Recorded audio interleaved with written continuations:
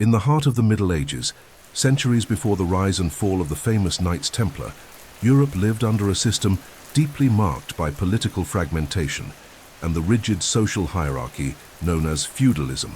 The great cities of the Roman Empire had lost much of their splendor.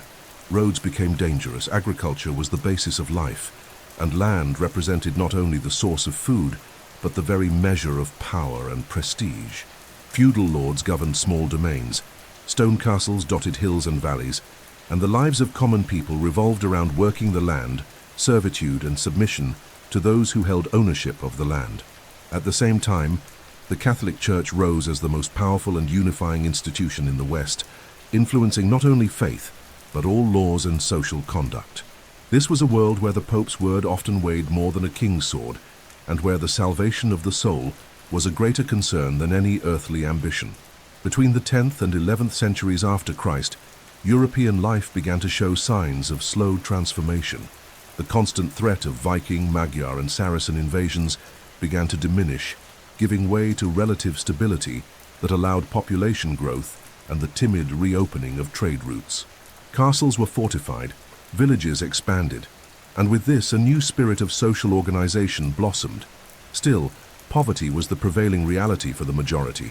Plague, hunger, and ignorance were part of daily life.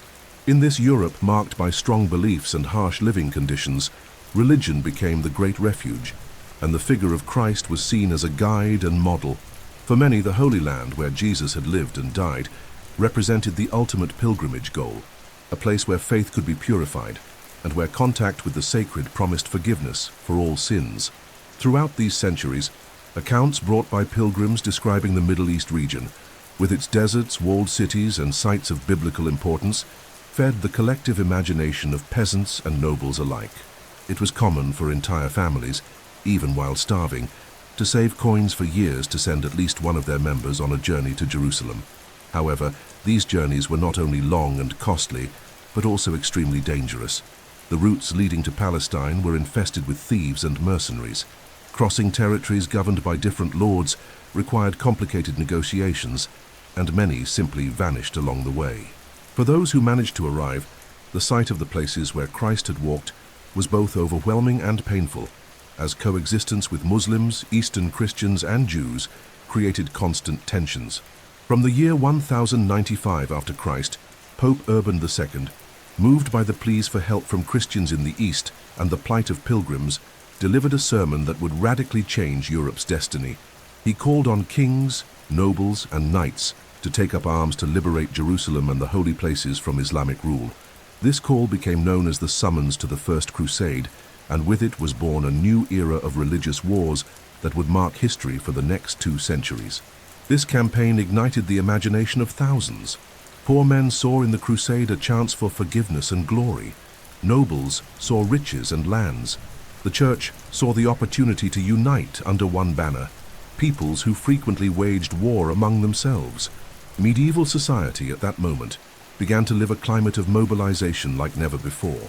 Crusaders crossed rivers, plains, and mountain ranges toward the east, driven by spiritual promises and material ambitions. This movement also brought new demands. It was necessary to transport food, protect caravans, and organize a constant flow of people through unknown lands. Thus, the European and Eastern scene in the years following the papal call became a chaotic environment, with crusaders, pilgrims, and merchants forming a human river toward the Holy Land, while bandits and raiders lurked along the paths. This combination of devotion and violence created a context where, in a short time, a brotherhood dedicated to protecting travelers would emerge. The Order of the Poor Knights of Christ, later known as the Knights Templar. With the emergence of this need, medieval Europe clearly revealed the tension between faith and survival. Kings and lords who previously thought only of their domains had to negotiate passage and aid with one another, and Italian cities gained strength by providing maritime transport for the Crusader armies. Contact with the East brought new goods, spices, construction techniques, and even advances in medicine, but also fueled fear of the unknown. This boiling world, full of dangers, beliefs, and hopes, set the stage for the birth of one of the most mysterious and influential orders in history. In the years following the Crusaders' capture of Jerusalem, the Holy Land became a boiling pot of faith and war. There, the presence of European Christians required unprecedented solutions to protect routes, defend fortresses, and sustain new kingdoms created by the sword. From this challenge emerged the Templar organization, shaped by the harshness of the battlefield and unshakable devotion, ready to become one of the most enduring symbols of the Middle Ages. In medieval Europe, the Catholic Church was not just a spiritual center, it was in fact the most powerful institution in the West. Its influence extended beyond temples and monasteries, penetrating deeply into politics, culture, and the daily lives of all social classes. Kings and nobles governed, but it was the Church that legitimized those governments, crowning sovereigns and often determining who could or could not sit on a throne.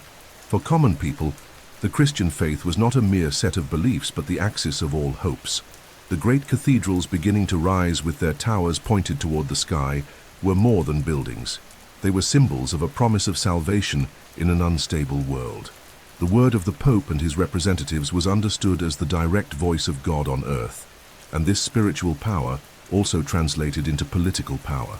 It was possible to excommunicate kings, place entire kingdoms under interdict, paralyze governments, and force the powerful to bow before ecclesiastical authority.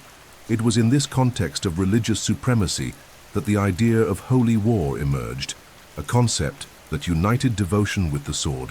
With the call for the First Crusade, the Church redefined the role of war, once seen merely as an instrument of violence, transforming it into an act of penance. Participating in a crusade was not presented as a material interest, but as a spiritual mission. For those who answered the call, the promise was clear and powerful. By marching to the Holy Land, fighting the so-called infidels, and defending the sacred places of Christianity, the crusader would have all their sins forgiven. The cross sewn onto the cloak became a symbol not only of war, but of an armed pilgrimage. Pope Urban II's speech at Clermont, in the year 1095 after Christ echoed throughout Europe. He described the suffering of Christians in the East, the desecration of holy sites, and the violence endured by pilgrims.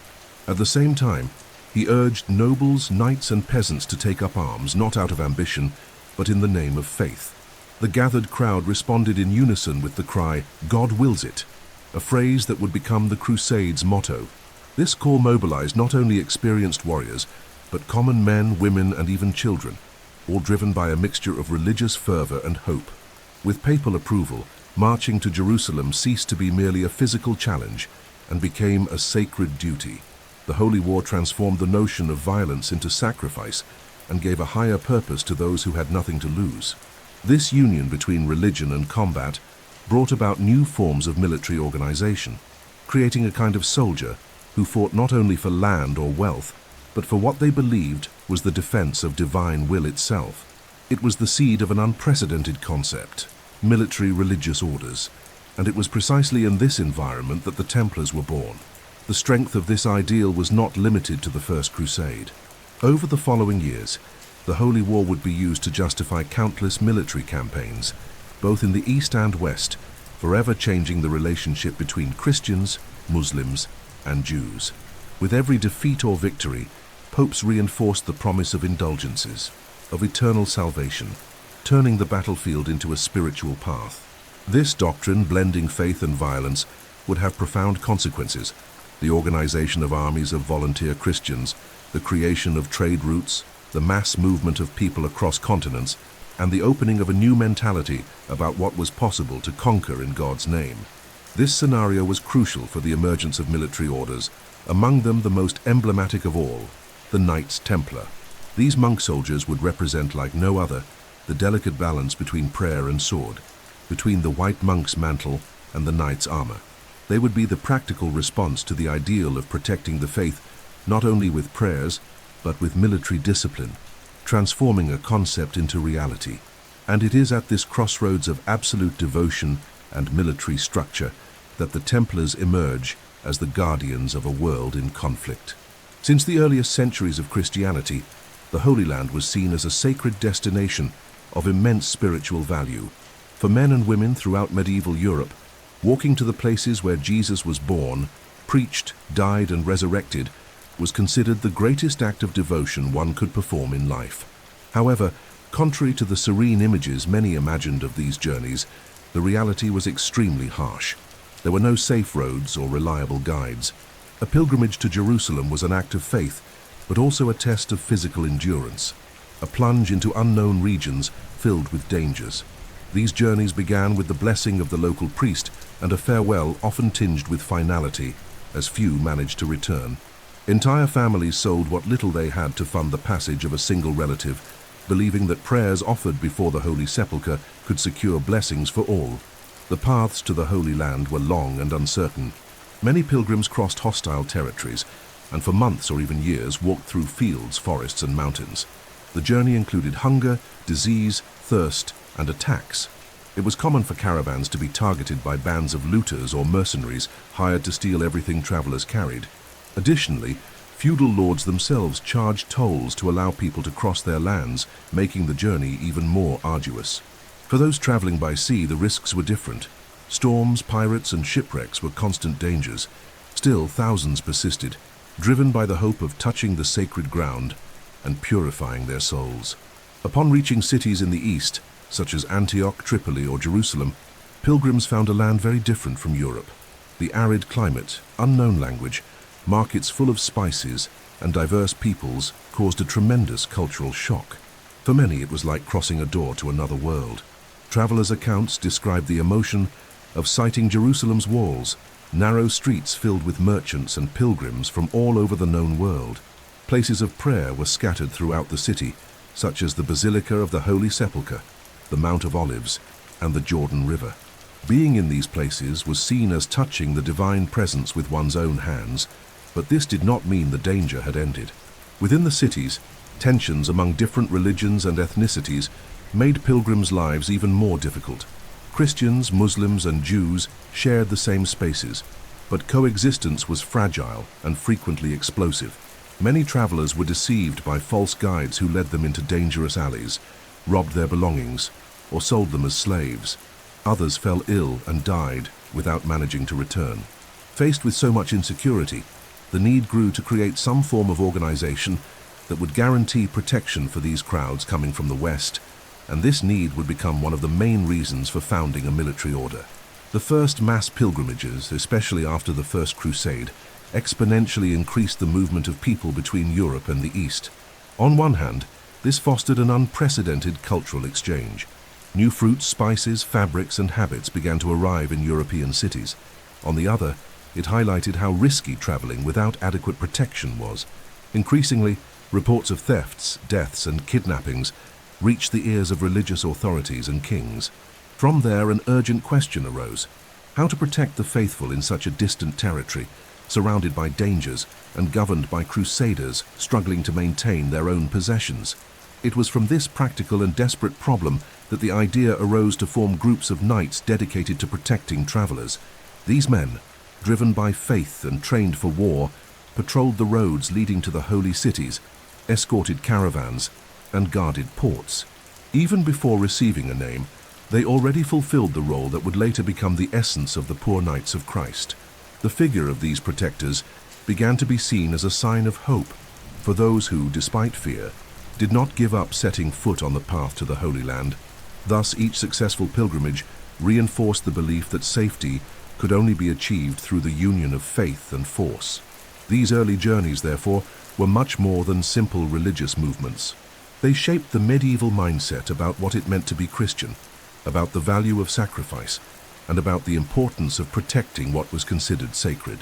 The roads that cut through Europe and the East not only carried people but also transported ideas, cultures, and needs that would give rise to one of the most remarkable institutions in history, the Order of the Poor Knights of Christ, known to the world by the name that would endure through the centuries, the Templars.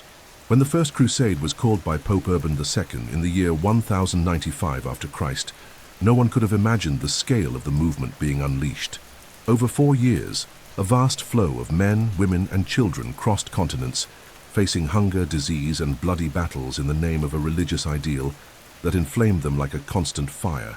The Crusader forces, disorganized at first, consolidated as they advanced eastward, conquering cities and establishing routes until reaching their most ambitious goal, Jerusalem. The city, considered the spiritual center of the world, was guarded by Muslims and surrounded by thick walls that seemed impossible to breach. The site of Jerusalem, when it finally appeared on the horizon in June of 1099 after Christ, filled the Crusaders' hearts with emotion, tears, and an almost feverish conviction that this would be the decisive moment of their lives.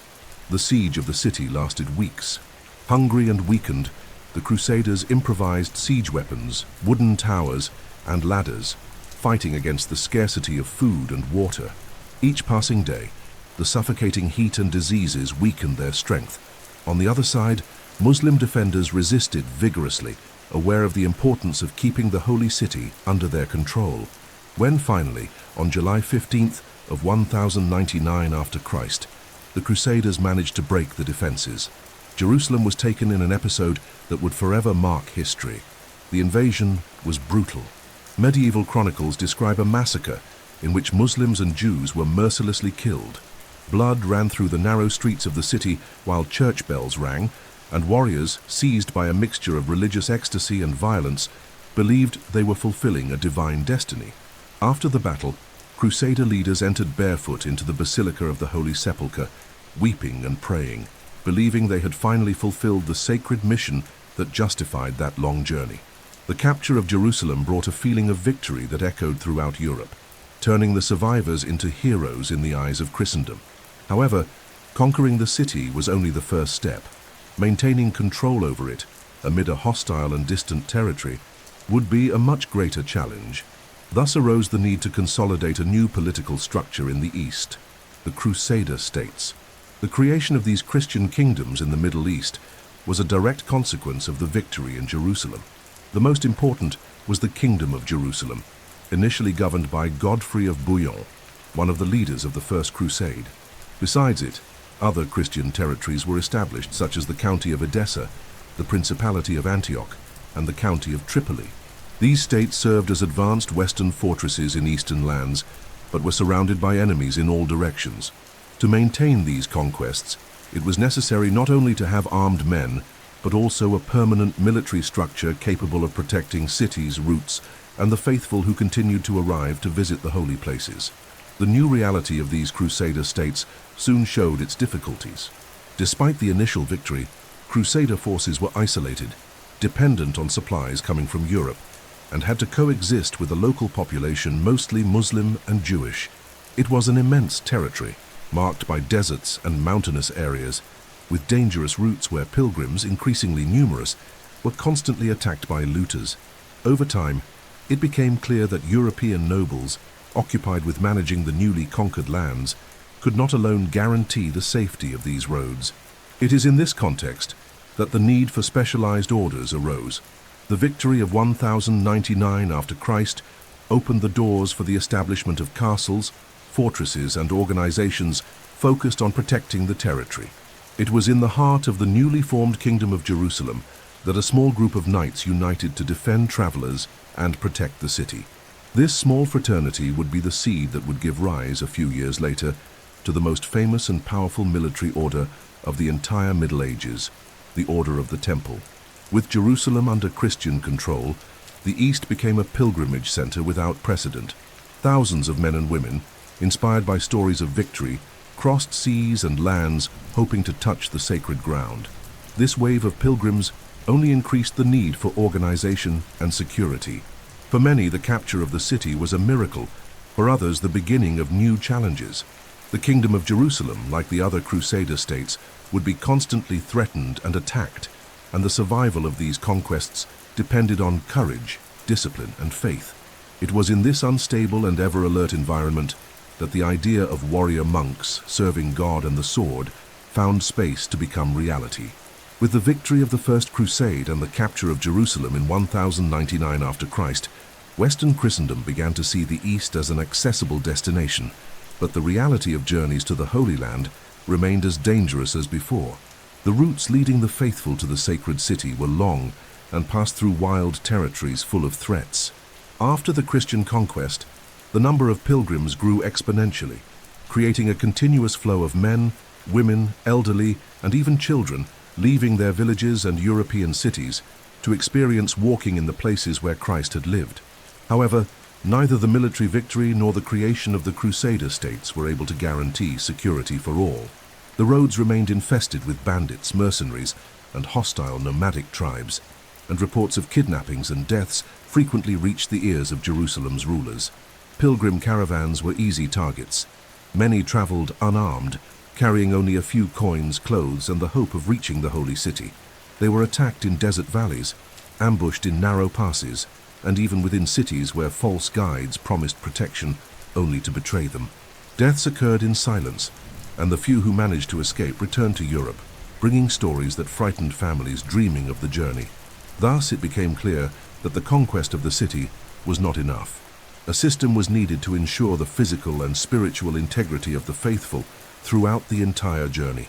The leaders of the newly formed Kingdom of Jerusalem began to realize they needed men dedicated exclusively to this task. Crusader nobles had their own castles and armies, but were occupied defending their lands, and could not constantly escort the crowds arriving from ports or borders toward the city. Over time, small volunteer groups of knights began to emerge who offered to protect caravans, escort travelers, and watch over the most dangerous parts of the routes. These men did not seek wealth, but considered their work part of a spiritual mission. They were warriors who at the same time tried to live a life of devotion, almost like armed monks. This unusual combination of faith and combat planted the seed of what would later become a revolution in military and religious mentality, the idea of military religious orders. Among these volunteer groups, one in particular stood out for its discipline and the solemn vow it made before the authorities of the Kingdom of Jerusalem. 9 knights, led by Hugh de Payan and Godfrey of Saint-Omer, decided to unite around a promise to protect with their own lives all pilgrims traveling the roads of the Holy Land. This act of courage caught the attention of King Baldwin II, who offered them shelter within the area of the ancient Temple of Solomon in Jerusalem, the sacred place that would give the nascent fraternity its name. At that time, there were no grand plans. The small group started only as road guardians, but soon their dedication inspired admiration. These men renounced possessions, luxury, and personal ambition. They wore simple clothes, lived under strict rules, and had a single goal: to ensure that any Christian could pilgrimage to the holy places without being robbed or murdered. Gradually, their reputation grew. The dangers of the roads did not disappear, but the presence of these knights brought relief to those who ventured on the perilous journey. The creation of this protective body not only helped the pilgrims, but also strengthened the position of the Kingdom of Jerusalem itself. The arrival of more visitors meant more trade, more donations, and more vitality for the newly conquered Christian cities. Therefore, rulers had a direct interest in supporting these men, and it was precisely this support that, a few years later, would allow this small brotherhood to become an official order, recognized by the Church, gaining a much broader role in defending the faith and the Crusader territories. The movement initiated by these first road protectors would change the course of medieval history. From that point on, the security of pilgrims would no longer be just a matter of charity or hospitality. It would become a sacred mission. And so amid the chaos of the eastern roads, the foundation was laid for what would become the most powerful military religious order of all time, the Knights Templar. At the beginning of the 12th century after Christ, when the newly formed Kingdom of Jerusalem was still struggling to consolidate its borders and establish security on the roads leading to the Holy City, 2 men stood out for their courage, devotion, and vision. They were Hugh de Payan and Godfrey of Saint-Omer, founders of what would forever be known as the Order of the Poor Knights of Christ, later called the Knights Templar. Their stories, though shrouded in mystery, are deeply linked to the Christian world's need to create a force capable of uniting the sword and faith into a single mission. Hugh de Payan was born around the year 1085 after Christ in the region of Champagne, France. He was a noble knight, trained from youth in the art of war, accustomed to the code of chivalry. Little is known about his life before departing for the East, but it is believed he participated in the military expeditions following the First Crusade. Unlike many knights who sought only wealth or glory, Hughes possessed a deeply religious spirit, and upon witnessing the dangers and violence faced by pilgrims on the roads to Jerusalem, he took upon himself the responsibility of protecting these people. This combination of devotion and military discipline made him the natural leader of a small group of warriors dedicated to a mission beyond ordinary battles. Alongside Hugues was Godfrey of Saint-Omer, from the region of Flanders, also in present-day France. Less known than his companion, Godfrey shared the same qualities of bravery and faith. Together, they gathered 7 other knights and formed a group of 9 men who took a solemn vow before the Patriarch of Jerusalem. This vow committed them to live in chastity, poverty, and obedience, not only as monks but also as warriors devoted to a very specific purpose, protecting Christian travelers heading to the holy cities. The renunciation of a comfortable life and the choice of an austere path were acts that deeply impressed the religious and military authorities of the Kingdom of Jerusalem. The small group had neither lands nor wealth. They used simple weapons and wore humble clothes, living almost as hermits within the complex believed to be the site of the ancient Temple of Solomon. It was from there that the name that would mark them forever arose, Knights of the Temple or Templars. They did not seek recognition, but their actions quickly began to draw attention. Escorting pilgrims, watching the roads, and confronting bandits became routine, and gradually, the fame of those 9 knights spread among all who arrived in Jerusalem. Reports about the courage and discipline of this group even reached Europe, where donations of weapons, supplies, and resources began to appear to support their mission. Hugues de Payan, as leader, was also an excellent organizer. He understood that beyond battles, it was necessary to give form and rules to this small group.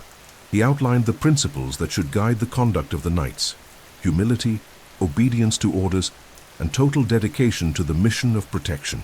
This vision would be the foundation upon which the future order of the Templars would be built. Godfrey, meanwhile, represented the firmness and camaraderie spirit that kept the group united in difficult moments. While Hugues became the voice and face of the movement, Godfrey was the strong arm, the practical example of what it meant to be willing to risk one's life for others. During the early years, this group lived almost in the shadows of history, working silently, unaware they would become protagonists of one of the most emblematic institutions of the Middle Ages. However, it was precisely because of this discreet posture and the commitment they demonstrated that they attracted the support of King Baldwin II and the Patriarch of Jerusalem, who granted them residence within the temple and recognized the importance of the work they performed. Within a few years, this fraternity, born from a simple and pure ideal, would be transformed into a military order officially approved by the Church, receiving its own rules and a place of prominence in defending the faith. Hugues de Payan and Godfrey of Saint-Omer, therefore, were not merely knights who wielded swords. They were the architects of a concept that changed medieval history: the fusion between monasticism and chivalry. Through their actions, they paved the way for the creation of an institution that would grow far beyond what they could imagine, influencing politics, economics, and the very worldview about what it meant to fight for a sacred ideal. At the beginning of the 12th century after Christ, when Jerusalem, newly conquered by the Crusaders, was still trying to stabilize, the city witnessed a silent event with immense consequences for medieval history. A small group of 9 knights took a solemn oath that would become the foundation of the Order of the Poor Knights of Christ. This oath, made around the year 1119 after Christ, was essentially a vow of poverty, chastity, and obedience, transforming these men into something unprecedented for the world of that time: warriors who behaved like monks, devoted not to lands or conquests, but to protecting those who most needed help on the dangerous roads leading to the Holy Land. The names of these first knights have partly been lost to time, but the leadership of Hugues de Payan and Godfrey of Saint-Omer is confirmed by the chronicles. United by faith and by the experience of witnessing the hardships pilgrims faced on the routes of the East, they decided to formalize their mission before the Patriarch of Jerusalem, promising to renounce their possessions, forsake luxury, and dedicate their lives entirely to the task of protecting travelers and defending the holy places. For them, that life of combat was not driven by earthly riches or glory, but by a spiritual calling that surpassed all personal ambitions. The vow of poverty they made was radical. Unlike common knights of the era, who flaunted expensive armor, well-trained horses, and luxurious banners, these 9 knights chose to live with the bare minimum. They used simple weapons, shared provisions, and slept in extremely humble conditions within the quarters granted by King Baldwin II, near the site once believed to be the Temple of Solomon. This lifestyle choice drew attention not only because of its contrast with other noble warriors, but due to the intensity with which they took their renunciation of the material world. From this oath arose a brotherhood without borders. These men began to patrol the roads of the Holy Land, offering free protection to all pilgrims who crossed their path. They faced ambushes, fought bandits, and risked their lives without expecting rewards. This stance made them known as altruistic defenders, almost legendary figures who guaranteed the faithful a chance to reach the holy places safely. Soon, travelers and merchants returning to Europe spoke of these monk knights who lived in the temple and kept an oath to serve God without seeking profit. This commitment was not limited to words. To consolidate the group's discipline, they established internal rules regulating their conduct. Each knight was to respect silence, practice prayer, eat simply and obey the master without question.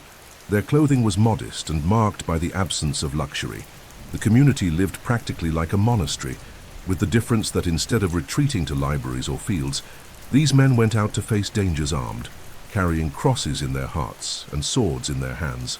This unprecedented fusion of monastic life and military duty initially caused surprise, but soon proved effective and necessary for the unstable reality of the 12th century Middle East. The oath of these 9 knights inaugurated something new in Christendom, a way to live faith through active protection, without waiting for blessings solely through seclusion. They transformed the road into a monastery and combat into prayer. This new form of service to God, so different from what Europe was accustomed to, drew the attention of religious and political leaders. Their courage, sustained by the vow of poverty, awakened deep respect, for even without material resources, they were guided by an ideal stronger than any treasure. From this small fraternity, born of the oath made within the Crusader kingdom of Jerusalem, would later emerge the most powerful, wealthy, and feared order of the medieval world.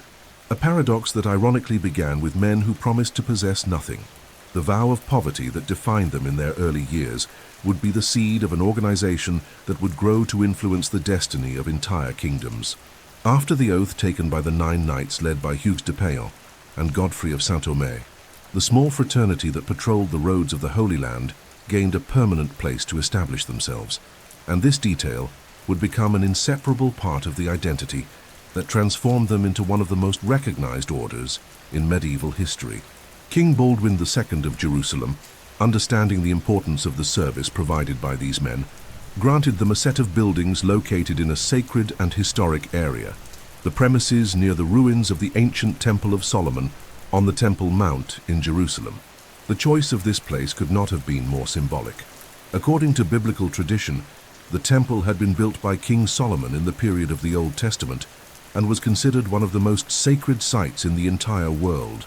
Although by the 12th century after Christ, the original building no longer existed for many centuries, the space remained charged with deep spiritual significance. Installing the knights there was like placing them under the direct protection of sacred history, and this quickly conferred upon them prestige and symbolic weight that no other group of knights possessed. It was from this geographical connection that their name arose, Poor Knights of Christ of the Temple of Solomon. Over time, this name was shortened to Knights of the Temple, or simply Templars. This association with the biblical temple enveloped them in an aura of divine mission, as if they had been chosen to continue, centuries later, protecting that space which had been the spiritual center of kings and prophets. They were not only guardians of the roads, but also sentinels of that place considered holy. Daily life in that space further reinforced the religious nature of the order. Surrounded by ruins laden with meaning, the knights felt they were living within a territory that belonged as much to the memory of Israel as to the Christian promise. With every prayer and every battle, they believed themselves directly linked to the biblical mission that Solomon represented, a commitment to God that spanned generations. The name thus functioned as a kind of spiritual seal, reminding all that these men, though warriors, were bound to something far greater than the mere physical defense of a city. From that moment, the Templars began to build their reputation more solidly. They were no longer just a small group of altruistic knights. They were now official guardians of a sacred region, directly connected to a space where the memories of the 3 great monotheistic religions converged. This circumstance attracted attention from Europe, and stories about these warrior monks of the Temple of Solomon began to circulate in courts and churches. The symbolism of the name awakened respect, curiosity, and admiration. This connection also influenced the spirituality of the order. During the early years, the place functioned as a mix of barracks and monastery, but more than that, as a silent school of discipline. The simple life within these walls contrasted with the historical weight of the site, and this duality gave the Templars a unique identity, men of flesh and blood living among stones that carried centuries of faith. It was as if their mission was not only to protect pilgrims, but also to guard the last physical memories of a sacred era. Over the years, this name, born from a geographical location, grew in importance until it became the word that alone would evoke the idea of faith, discipline, and mystery. The poor knights living in the Temple of Solomon did not yet imagine at that time that their fraternity would gain the support of popes and kings and become one of the most powerful forces of the Middle Ages. But it was precisely there, within those walls that guarded echoes of the past, that they began to write the history that would make the temple an eternal reference. In the early years after the oath and the establishment in the area of the ancient Temple of Solomon, the fraternity of 9 knights that would become known as the Order of the Poor Knights of Christ faced a period of extreme simplicity, marked by an almost total lack of resources. These men had renounced possessions and lived under the strict promise of poverty. They owned no lands, had no organized armies, nor gold in coffers, only the determination to fulfill the mission of protecting pilgrims traveling the dangerous roads of the Holy Land. Their life resembled more that of reclusive monks than warriors accustomed to feudal luxury. During this initial period, the routine was harsh and Spartan. They shared everything: food, weapons, clothing, even horses. Contemporary sources mention that 2 knights often shared the same mount to patrol the roads, and this detail would later be immortalized in one of the most famous seals of the order: 2 knights mounted on a single horse, symbolizing the humility and voluntary poverty that marked its foundation. Meals were simple, usually consisting of bread, water, and salted meat when available. Daily prayer guided the rhythm of activities, and discipline was absolute. Patrols began early. With few weapons and improvised equipment, the small group set out toward the riskiest routes where bandits and mercenaries ambushed travelers. Heavy armor was rare, shields often worn, and swords rusty. They compensated for the lack of material resources with courage, organization, and determination. This stance quickly made them recognized by pilgrims as a reliable presence on the path. For those who completed their journey unscathed, the sight of a Templar by the roadside became a symbol of safety and hope. Within the lodging granted by King Baldwin II, life was also simple. There was no luxury, just a set of stone rooms where they slept on the floor or on rustic wooden beds. There, the fraternity gathered to pray, plan routes, and discuss how to improve their mission. There was no gold, no jewels, no trophies, only the conviction that their work was a form of serving God. The place gradually became an armed monastery, a kind of silent barracks where men learned to fight and pray with equal intensity. Despite extreme simplicity, it was precisely this initial phase of deprivation that shaped the character and reputation of the group. Unlike military orders that would later arise with abundant power and resources, the first Templars lived at the edge of scarcity, and that inspired admiration. Pilgrims returning to Europe spoke of these poor knights, who risked their lives without charging anything in return, and little by little this image spread among the kings and nobles of the West. These stories also reached the clergy, who began to see in that brotherhood a living example of devotion and sacrifice. This recognition, however, was still far from official support. For almost a decade, the Templars lived thus: poor, few in number, but firm in their mission. These first years functioned as a test for the nascent order, forging its identity far from palaces and close to the dust of the roads. Each ambush overcome, each pilgrim saved, each silent act of bravery and faith helped strengthen the group's reputation, preparing the ground for the moment when Europe would finally recognize them officially. The poverty and austerity of those first years were so remarkable that even centuries later, when the order became powerful and wealthy, the memory of this initial phase would continue to be remembered as the foundation of its mission. Those 9 men, living with nothing but their courage and their oath, began a story that would change the face of the medieval world.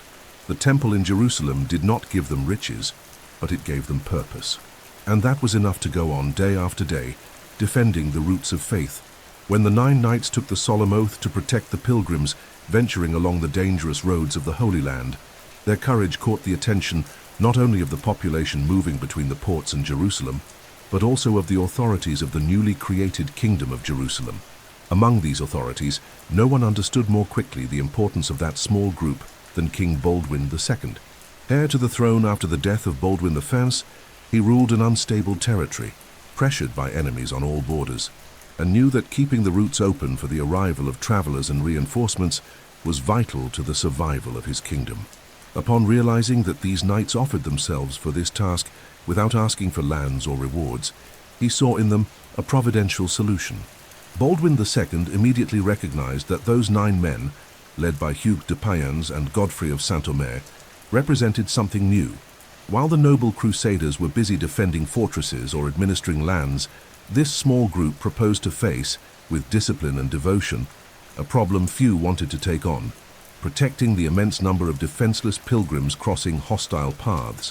For the king, this gesture was not just an act of bravery, but a way to keep alive the very essence of the Crusades, which was to ensure that the holy places could be visited by Christians from all over. The king's support began in a practical and concrete way. Baldwin II granted the group a place to live and train, the premises of the ancient Temple of Solomon, buildings partially in ruins, but possessing priceless symbolic value.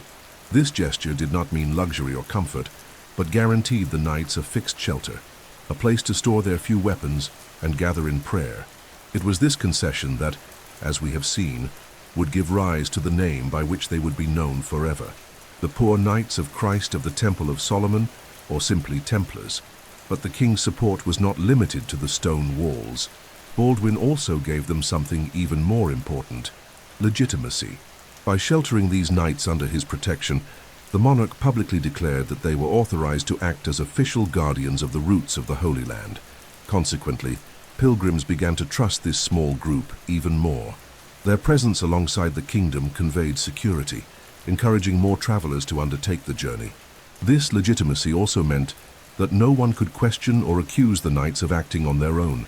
They had a recognized place in the delicate political balance of the Crusader kingdom. Over the following years, the king's support allowed the Templars to expand their activities. They were still few in number and extremely poor, but no longer isolated. With the backing of Jerusalem's royalty, they began to build a network of contacts, receive small donations from grateful merchants, and earn growing respect among the Crusaders. Baldwin II saw in them a necessary arm to maintain order in an immense territory that even his armies could not fully patrol.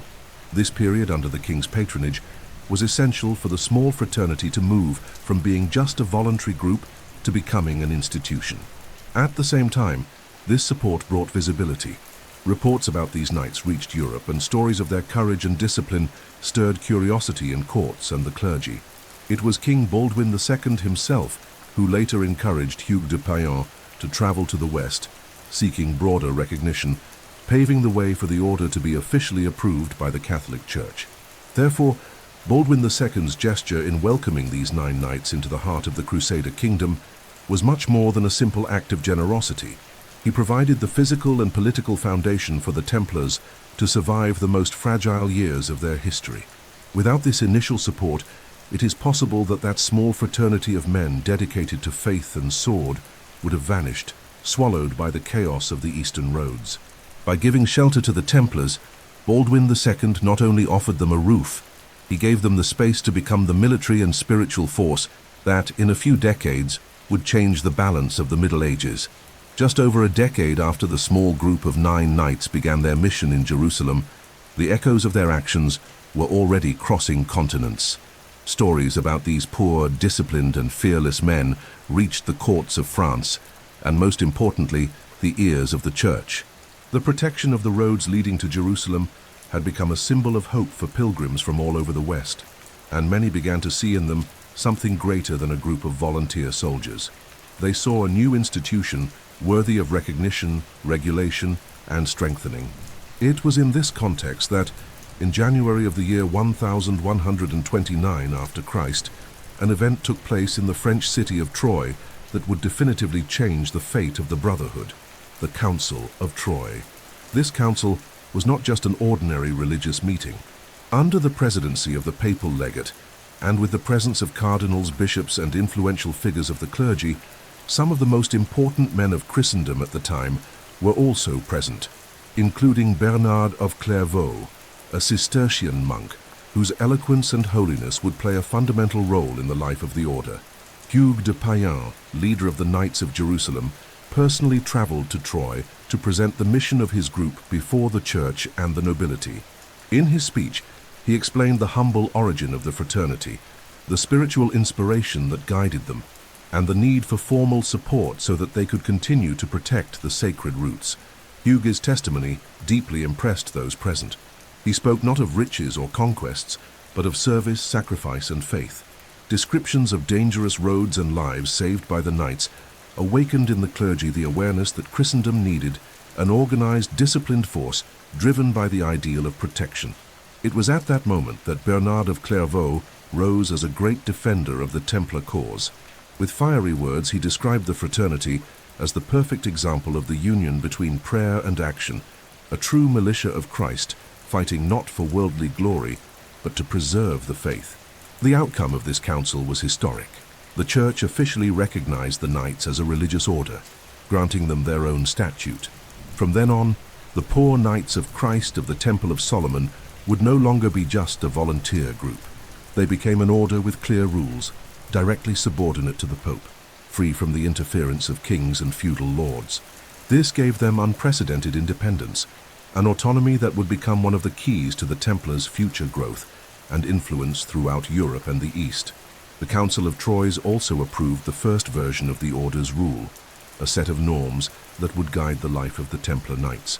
This rule, inspired by the Cistercian monastic life, dictated how they should eat, sleep, dress, pray, and fight. Among the most important directives were the prohibition of luxury, constant practice of prayer, unconditional obedience to superiors, and the necessity to fight without fear or hesitation in defense of the faith. Every detail of the Templars' life, from mealtime to how to wield the sword in battle, became regulated. With papal approval, the Order of the Templars ceased to be a small group and became a recognized institution throughout Christendom. This officialization brought immediate consequences. Kings and nobles began donating lands, resources, and money to support the mission. Young knights, driven by the desire to serve God, sought admission to the order. In a short time, the humble house in Jerusalem, which initially housed only 9 men, transformed into an international network that would grow ceaselessly in the following decades. The Council of Troyes, therefore, was the turning point. From it onward, the Templars would no longer be merely protectors of roads. They would become one of the most powerful forces of the medieval world, with spiritual privileges, political autonomy, and an ideal that transcended borders. There, in that quiet meeting in France, began the rise of an order that would mark history forever.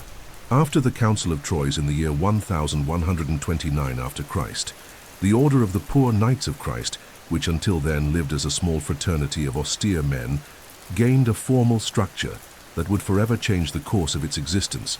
This structure was consolidated in the form of a fundamental document, the Rule of the Order of the Temple, a carefully organized set of norms that established how these warrior monks should live, act, fight, and pray.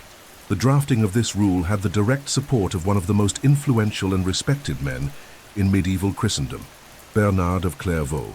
His intelligence, holiness, and ability to persuade kings and popes made him not only an ally, but the true spiritual architect of the nascent order. Bernard of Clairvaux, belonging to the Cistercian order, was a reforming monk who advocated for an austere Christianity, free from the excesses of luxury and worldly temptations. Upon encountering the Templars' proposal, he saw in it a rare and powerful fusion. Men who did not abandon the world to hide behind monastery walls, but who, in the world itself, made their life a prayer armed. For Bernard, the Templar life represented a perfect balance between contemplation and action, and he committed himself to providing this group with a clear path, so their mission would not be lost amid the inevitable temptations that would come with prestige. The rule of the temple, inspired by Cistercian monastic traditions, brought rigor and absolute discipline. It mandated that the Templars take vows of poverty, chastity, and obedience, and described in detail how they should live, from the clothes they wore to their behavior in battle. Adornments, gold, or any signs of vanity were forbidden. Their garments were simple, initially white, symbolizing purity, and later marked with the famous red cross. Meals were frugal, usually eaten in silence with religious readings during mealtime. They slept in communal dormitories, without luxury, always ready to depart for combat at any moment.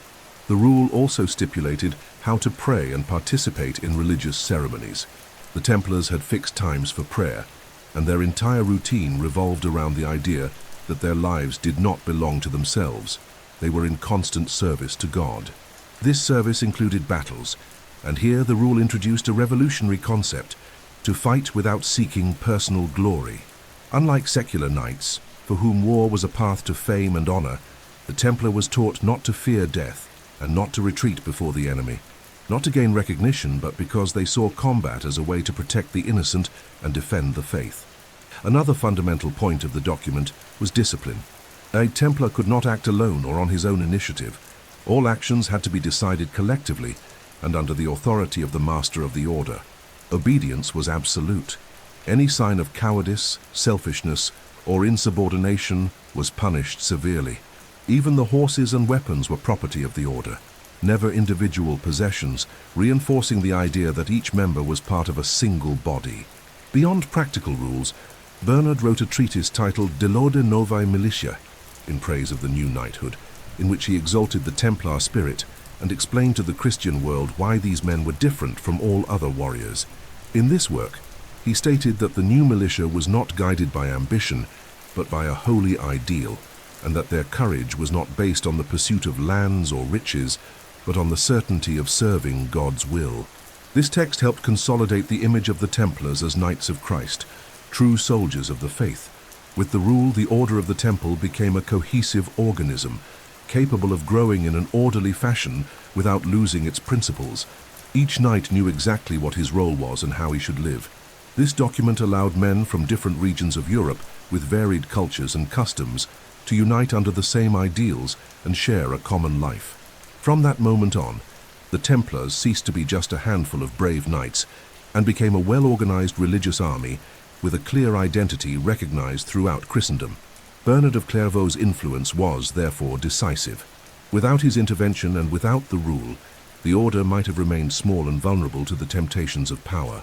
But with this spiritual and disciplinary foundation, the Templars were ready for growth that would lead them to operate in all corners of Europe and the East, shaping the destiny of kingdoms and becoming one of the greatest symbols of the Middle Ages. After the order's approval at the Council of Troyes and the creation of the rule, written under the guidance of Bernard of Clairvaux, the Templars began to adopt external signs that clearly expressed their mission, discipline, and unique character. These symbols were not mere decorations. They became the visual language of the order, recognizable by anyone who encountered a Templar anywhere in the Christian world. Among these symbols, two elements stood out above all others: the white mantle and the red cross. The white mantle was the first and most striking characteristic of the Templar attire. Unlike common knights, who often wore colorful and adorned clothes to display wealth and distinction, the Templars wore a simple tunic made of raw fabric without decorations. The color white had a deep meaning. It represented purity of body and spirit, a constant reminder that these men were monks before being soldiers, and that their life should be guided by humility, chastity, and obedience. For them, the simplicity of the garment was an act of renunciation of pride and vanity. Even knights from noble families were required to wear the same tunic as the others, without any personal distinction. The Red Cross, which would become the most famous symbol of the order, was adopted a little later, around 1147 after Christ, when Pope Eugene III granted this privilege to the Templars.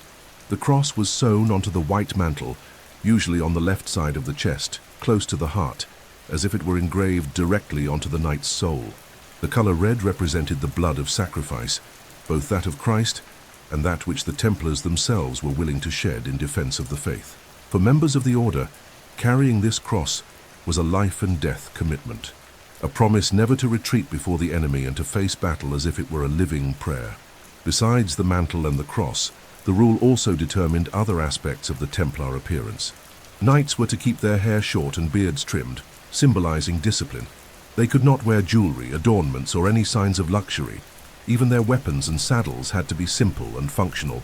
This austere aesthetic strongly contrasted with the ostentation of secular knights, creating an image that impressed both allies and adversaries.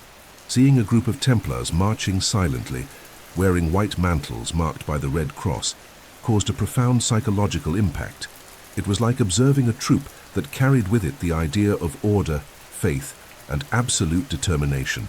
Over the years, these symbols became recognized throughout the Christian world.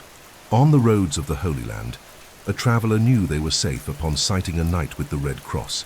In Europe, the same symbol displayed on churches, fortresses, or documents evoked trust, honor, and protection. The white mantle and Red Cross became so associated with the Templars that even today, centuries after the Order's extinction, these images continue to be evoked when speaking of Christian knights. These elements also had a practical function on the battlefield. In the heat of combat, amid dust and confusion, the Templars could quickly identify one another by the color of the mantle and the Red Cross. This facilitated the formation of lines and the execution of strategies, while also serving as a visual warning to enemies. They knew they were facing a disciplined troop that did not give way to fear. Therefore, the white mantle and the Red Cross were not just symbols. They expressed the essence of the Order. They represented renunciation of the world and the willingness to shed one's own blood in defense of the faith. Every time a Templar donned this tunic, he reminded himself and all around that his life no longer belonged to him. It was entirely dedicated to the sacred mission that united him with his brotherhood and his God. After the Council of Troyes, with the rule established, the Church's blessing, and the support of influential figures like Bernard of Clairvaux, the Templars ceased to be merely a small group of 9 knights and became an organized and respected institution throughout Christendom. This transformation did not happen overnight, but was swift enough that within a few decades, the Order grew far beyond the borders of the Holy Land.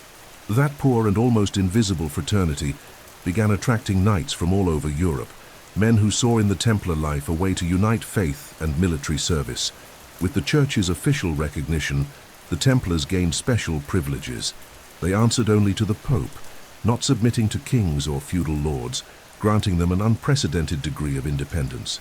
This autonomy made them extremely attractive to young nobles and knights without inheritance, who found in the Order a purpose and a structured life. With every new member, the number of men ready to fight and patrol grew, and along with them grew the Order's reputation. Donations of lands, castles, resources, and money began to flow in large quantities from kings, merchants, and grateful faithful. In the Holy Land, the increase in Templar contingents brought more security to the roads. Instead of just a few isolated knights patrolling small stretches, it became possible to form well-organized detachments to protect entire routes, build watchtowers, and even erect fortresses. These Templar fortresses, some of the best planned of the Middle Ages, became essential for keeping routes open and ensuring the survival of the Crusader states. But the growth was not limited to the east. In Europe, the Order began managing rural properties, barns, and farms that supplied provisions, horses, and weapons to support military operations in the east. This network of properties, scattered across several European kingdoms, transformed the Order into a true international organization. In a short time, the Templar presence was felt in places as distant as Portugal, England, France, Italy, and Germany. Each of these Templar houses served as a training base, supply depot, and recruitment point. This structure allowed the Order to send men and resources quickly wherever needed. The impact of this expansion was not only military. With the trust they inspired, the Templars began engaging in financial activities that gave rise to what we might today call a rudimentary banking system. Pilgrims and nobles could deposit goods and valuables in a Templar house in Europe and retrieve them safely in another Templar house in the East. This system reduced the risk of robbery during travels and made the Order even more essential for those wishing to cross the Mediterranean. As the number of knights increased, internal discipline grew stronger. The strict and detailed Templar rule ensured the organization would not lose itself amid rapid growth. Every man knew his role, from fully armed knights to servants and assistants who provided logistical support. there was a supreme master governing the entire order and regional commanders responsible for each territory. This clear and efficient hierarchy made the Templars one of the best organized forces of their time. However, this transformation did not erase the marks of humble beginnings. Even with resources and prestige, the image of the Templars remained linked to the simplicity of their initial vow. On the battlefield, they still wore white and bore the red cross. They continued to live without luxury, in communal dormitories and modest meals. It was precisely this contrast between the enormous power they had gained and the austere life they led that most impressed medieval society. Thus, in less than a century, the small fraternity born in the ruins of the Temple of Solomon became one of the most powerful institutions of the Middle Ages. With one foot in the East and the other in Europe, the Templars now formed an international network of armed and disciplined men capable of influencing not only battles, but also the economy and politics of their time. The ideal of protecting pilgrims had expanded into something much greater. The protection of an entire Christendom spread between two worlds. With the transformation of the small fraternity into a structured and respected military order, the Templars' mission, which had begun simply as escorting pilgrims on the roads, soon expanded into something much greater: the direct defense of the Crusader states and participation in decisive battles in the Middle East. This change occurred naturally, as the Christian presence in the Holy Land consolidated, increasing the need for highly trained and disciplined forces to face the Muslim armies that, in successive waves, sought to reclaim lost territories. It was in this context that the Templars fought their first important battles, putting into practice the discipline that set them apart from all other knights of their time. The oldest records of Templars acting in combat show behavior that soon became their trademark. They never retreated, even when facing superior forces. This determination came not only from military training, but also from their own spirituality. For a Templar, death in combat was not defeat but an honorable martyrdom, and this conviction made them feared soldiers. In small battles and ambushes, the group demonstrated from the start an unusual degree of organization and resilience. When most armies became disorganized under pressure, the Templars maintained formation and fought to the last man. Among the first major campaigns involving the Templars were the confrontations in the Antioch region and skirmishes around the Kingdom of Jerusalem, especially in the early 12th century after Christ. In these battles, the Templar tactic consisted of protecting strategic positions and delaying the enemy's advance to allow pilgrims or main troops to regroup. On several occasions, small Templar detachments heroically resisted much larger forces, often being decimated in the process, but fulfilling the mission of buying time for their allies. One episode that consolidated the Templars' fame occurred in the early decades after the Order's foundation, when a group of knights resisted for several hours in open field to protect a caravan of travelers about to be massacred. Chronicles report that almost all the Templars died, but managed to save most of the pilgrims. This act of sacrifice caught the attention of the King of Jerusalem and strengthened the people's trust in the Order. As the years passed, the Templars' role became more offensive. They ceased to be merely defenders of routes and began to join armies advancing on cities and fortresses controlled by Muslims. In these campaigns, the Templars were often placed on the front line where combat was most intense. Their rigid discipline made them ideal for leading organized cavalry charges, those quick, devastating maneuvers that could decide a battle in minutes. From these early battlefield experiences, the Templars' reputation began to grow. Their presence in an army inspired confidence, and their absence was felt as a weakness. In a short time, the fame of the warrior monks crossed the Mediterranean and reached Europe. The Templars were no longer just protectors of pilgrims. They were now an elite military body composed of men who faced death with almost supernatural courage. These early battles were more than mere armed confrontations. They served as a forge, shaping the combat style that would become characteristic of the Order. They proved to friends and foes alike that discipline and faith could transform a small group into a force capable of facing much larger numbers. Each victory and each sacrifice further deepened the Templars' devotion to their mission.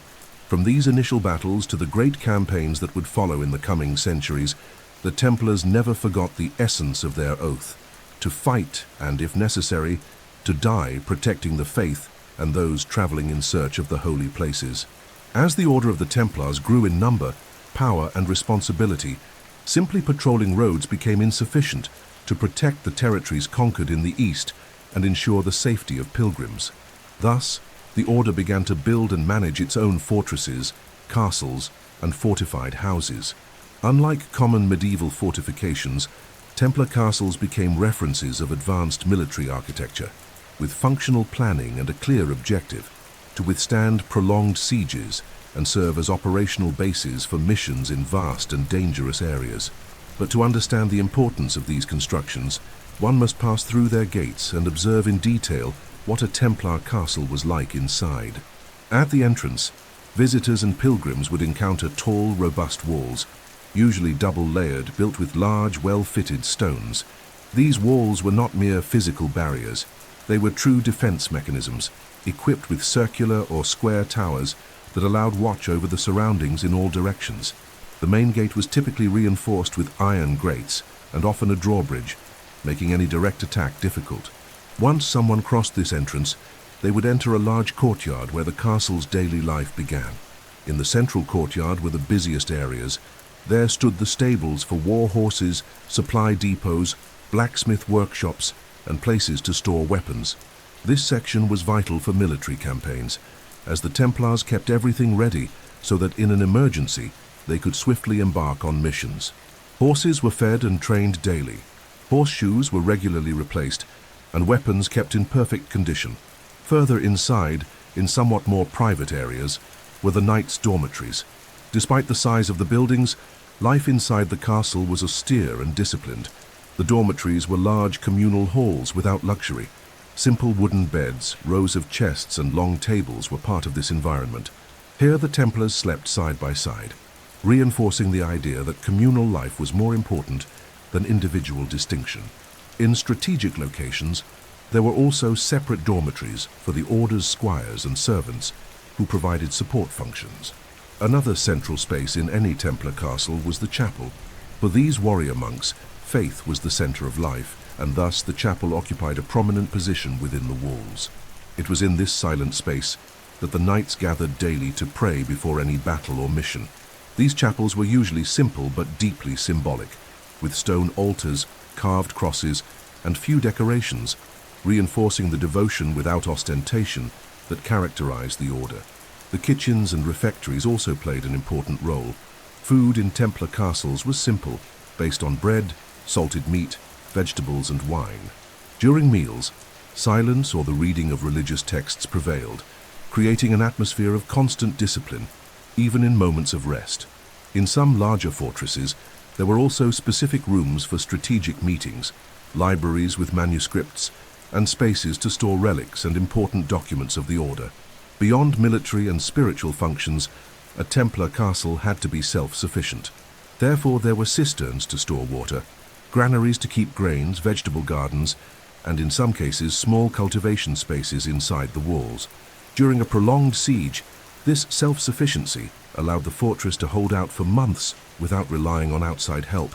Templar castles were not just defensive constructions, they represented the power and organization of the Order. Fortifications such as those at Safed, the Crac des Chevaliers, and the Castle of Tomar in Portugal still demonstrate today the strategic intelligence of these men. The Templars knew a castle was not merely a shelter, it was a symbol, a stronghold for the entire Templar network, and a secure base to protect the ideals for which they had sworn to live and die.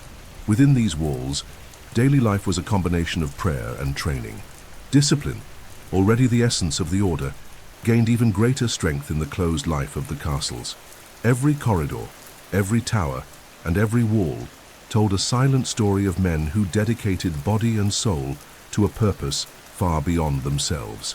Within each Templar fortress, far beyond the walls protecting storerooms and sanctuaries, a daily rhythm prevailed, marked by an almost superhuman discipline. Unlike common knights of the Middle Ages, the Templars could not rely solely on courage or brute strength. Their life was a constant balance between prayer, physical preparation, and rigorous military training. It was this discipline that transformed ordinary men into feared warriors throughout the East, capable of facing numerically superior armies without yielding an inch. A Templar's training began early. At dawn, The bells summoned the knights to collective prayer, the first of many throughout the day. After prayers, physical work took over the castle. Endurance exercises, running, weapons training, and combat simulations occupied hours of each day. There was no rest for the body, as the rule was clear. A Templar should always be ready to depart on a mission, whether for open battle or for escorting along long, dangerous roads. Weapons received special attention. Swords, spears, bows, and crossbows were part of the arsenal, but no piece was used without constant training. Each Templar was instructed to master his sword with speed, precision, and emotional control. It was not enough to strike with force. The masters taught techniques to maintain calm amid chaos and protect the group's formation. The use of the spear, especially during cavalry charges, required balance and synchronicity, and these drills were conducted daily in the fortress courtyards with wooden targets representing enemies. Another fundamental part of training was absolute mastery of the horse. The Templar horse was not just a means of transport, it was considered a war partner. From early on, knights learned to ride bareback in some exercises, to control the animal's speed with their knees alone, and to maintain stability even while carrying long, heavy spears. The most impressive maneuvers, like quickly turning at high speed or changing direction mid-charge, were repeated until instinctive. This skill made Templar charges one of the most lethal weapons on the battlefield. Military discipline was reinforced with collective training. A Templar's life was not individual, he was part of a body. This meant that training also taught fighting in formation, keeping tight lines of shields and spears even amid panic. This group spirit was so strong that in combat, a Templar would never abandon his post, even facing death. Each knight knew his life depended on the trust in the brother beside him, but training was not limited to the physical. Inside the castles, there were moments dedicated to strategy and tactics. The more experienced taught the younger how to assess terrain, recognize ambushes, calculate attack speed, and organize defenses. This knowledge turned the knight into a complete soldier, not only a warrior, but also a disciplined soldier capable of thinking under pressure. The balance between spirituality and training was what distinguished the Templars.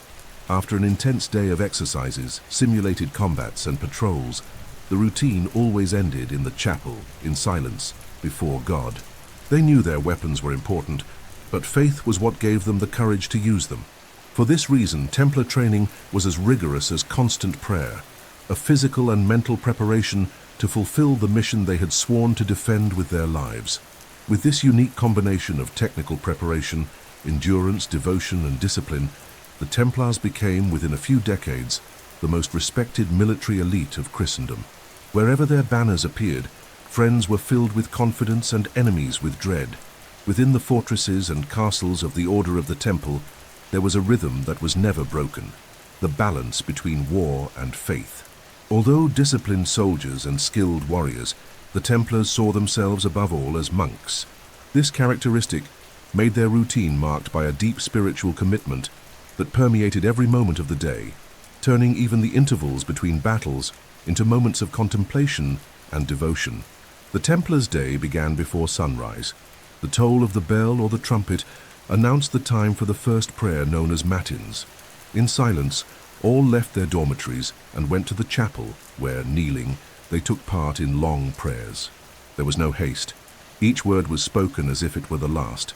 There, in the cold darkness of dawn, military life paused for a few minutes, and only faith guided those men. This was just the first of many daily breaks dedicated to dialogue with God. After physical training and the morning's practical tasks, silence still held a central place. The Templars believed that speaking too much was dangerous, as it distracted the mind and weakened the spirit. Thus, conversations were limited to the essentials. During meals, for example, almost no one spoke. Instead of voices, passages from the Bible or devotional texts were read aloud, reminding everyone that they were there not for personal glory, but for a sacred mission. Fasting was part of this spiritual routine. On specific days, food was reduced or replaced by simple bread and water, an act of purification and discipline.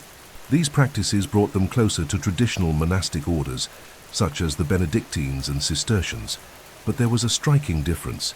While common monks spent their lives isolated in monasteries, the Templars lived with one foot on the battlefield and the other at the altar. It was a life of constant tension between the sword and the cross. In the afternoon, there were other obligatory pauses for prayer.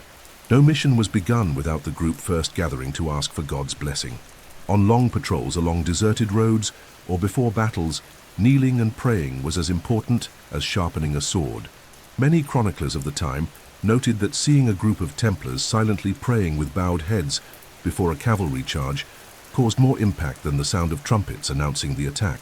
At night, after the simple dinner, came the final moment of prayer, called Compline. This last meeting in the chapel closed the day. The warrior monks thanked God for victories, asked forgiveness for their mistakes, and surrendered themselves to rest, ready to start all over again at the next dawn. This spiritual routine strengthened not only discipline, but also internal cohesion. Each knight knew that the brother beside him shared the same faith and rituals. This life of constant prayer did not distance them from military responsibilities. On the contrary, it gave them purpose. With every battle, they believed they were fighting as instruments of God, protecting pilgrims and defending the holy places. This certainty that their mission was divine made them fearless of death and able to face almost impossible dangers. Faith was their invisible armor, as important as the metal one. Fasting, silence, and daily prayers shaped an unbreakable spirit. The soul of a Templar was prepared daily, as were his sword and his horse. It was this rigorous spirituality, allied with military training, that made the Order of the Temple a unique force in the medieval world, a brotherhood in which every soldier was both a monk and a warrior. From its earliest years, the Order of the Temple understood that courage and faith alone were not enough to fulfill its mission. Every detail of life and military operations needed to be meticulously organized. To keep thousands of men in harmony, obedient and effective anywhere in the world, the Order created an extremely clear and strict internal hierarchy. This structure transformed the Templars into a disciplined and functional machine, capable of acting both on the battlefield and in the administration of territories and fortresses. At the top of the structure stood the Grand Master, the highest figure in the Order. He was not only a military commander, but also a spiritual leader. The Grand Master made major decisions, represented the Order before popes and kings, and when necessary, was on the front lines of the most important battles. Below him were the closest dignitaries, such as the seneschal, who acted as his deputy when needed, and the marshal responsible for all military logistics, including weapons, horses, and campaign preparations. There were also positions like Commander of the Holy Land, Commander of France, and Commander of England, as the Order had an international presence and needed to coordinate fronts far from each other. The Templar Knights, who formed the corps, were generally nobles or men of high lineage who, after taking the vows of the Order, dedicated their entire lives to the Templar mission. They fought armed, trained daily, and strictly followed the rule. They lived under vows of poverty and obeyed the orders of their superiors without question. They were responsible for bearing the Red Cross on their chests, the Order's highest symbol, and carried prestige throughout the Christian world. Below the knights were the Templar sergeants. They generally did not come from noble families and had somewhat different roles. They acted both as supporting combatants and as responsible for practical tasks such as caring for the stables, kitchens, equipment, and the Order's properties. But this did not diminish their importance. In combat, sergeants formed a crucial support line, and many showed the same courage and discipline as the knights. This clear division between knights and sergeants allowed the Order to always have a solid base of men ready to act in any mission. The Templar chaplains had an essential role, caring for the spiritual life of the Order.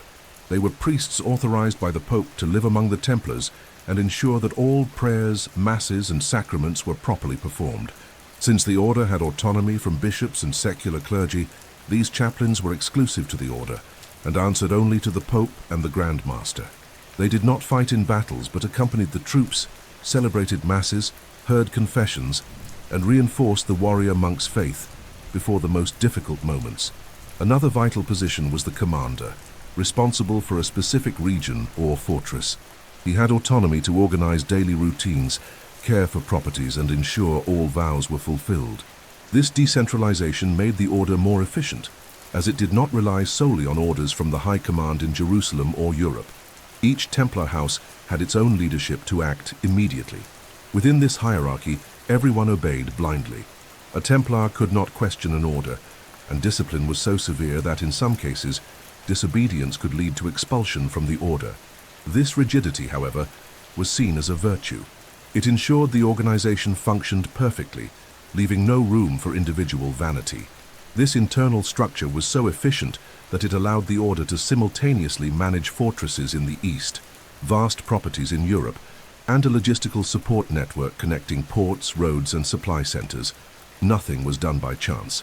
Everything followed a clear system in which every Templar knew exactly where he was and what his role was.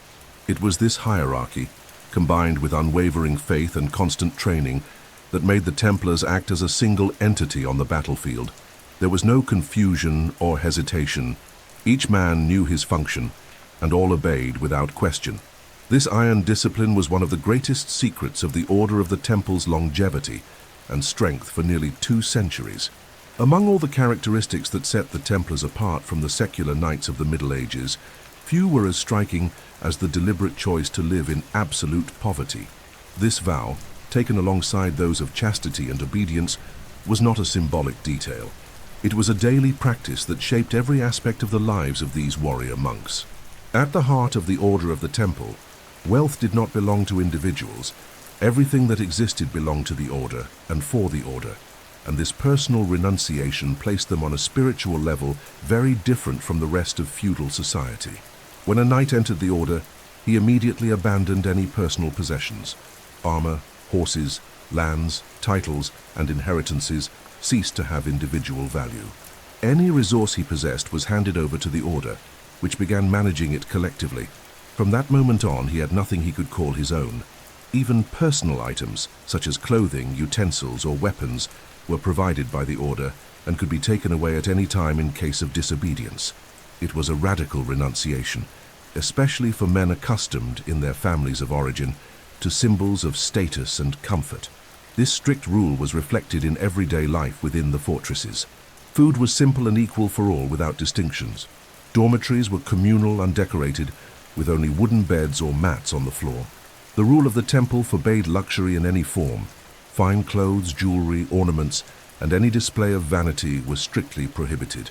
Even the white mantles with the red cross, which became so famous, were made of coarse and simple fabric, chosen more for durability than beauty. Another essential aspect of this vow of poverty was how the Templars dealt with material goods that arrived at the Order. The wealth that the Order would accumulate over time, lands, castles, donations of gold and silver, was not for individual use. No Templar could benefit personally from these riches. Everything was applied to maintaining fortresses, buying weapons, protecting pilgrims, and sustaining the mission. For them, living in poverty did not mean living without resources. It meant living without personal property. The Order, yes, could have abundant resources.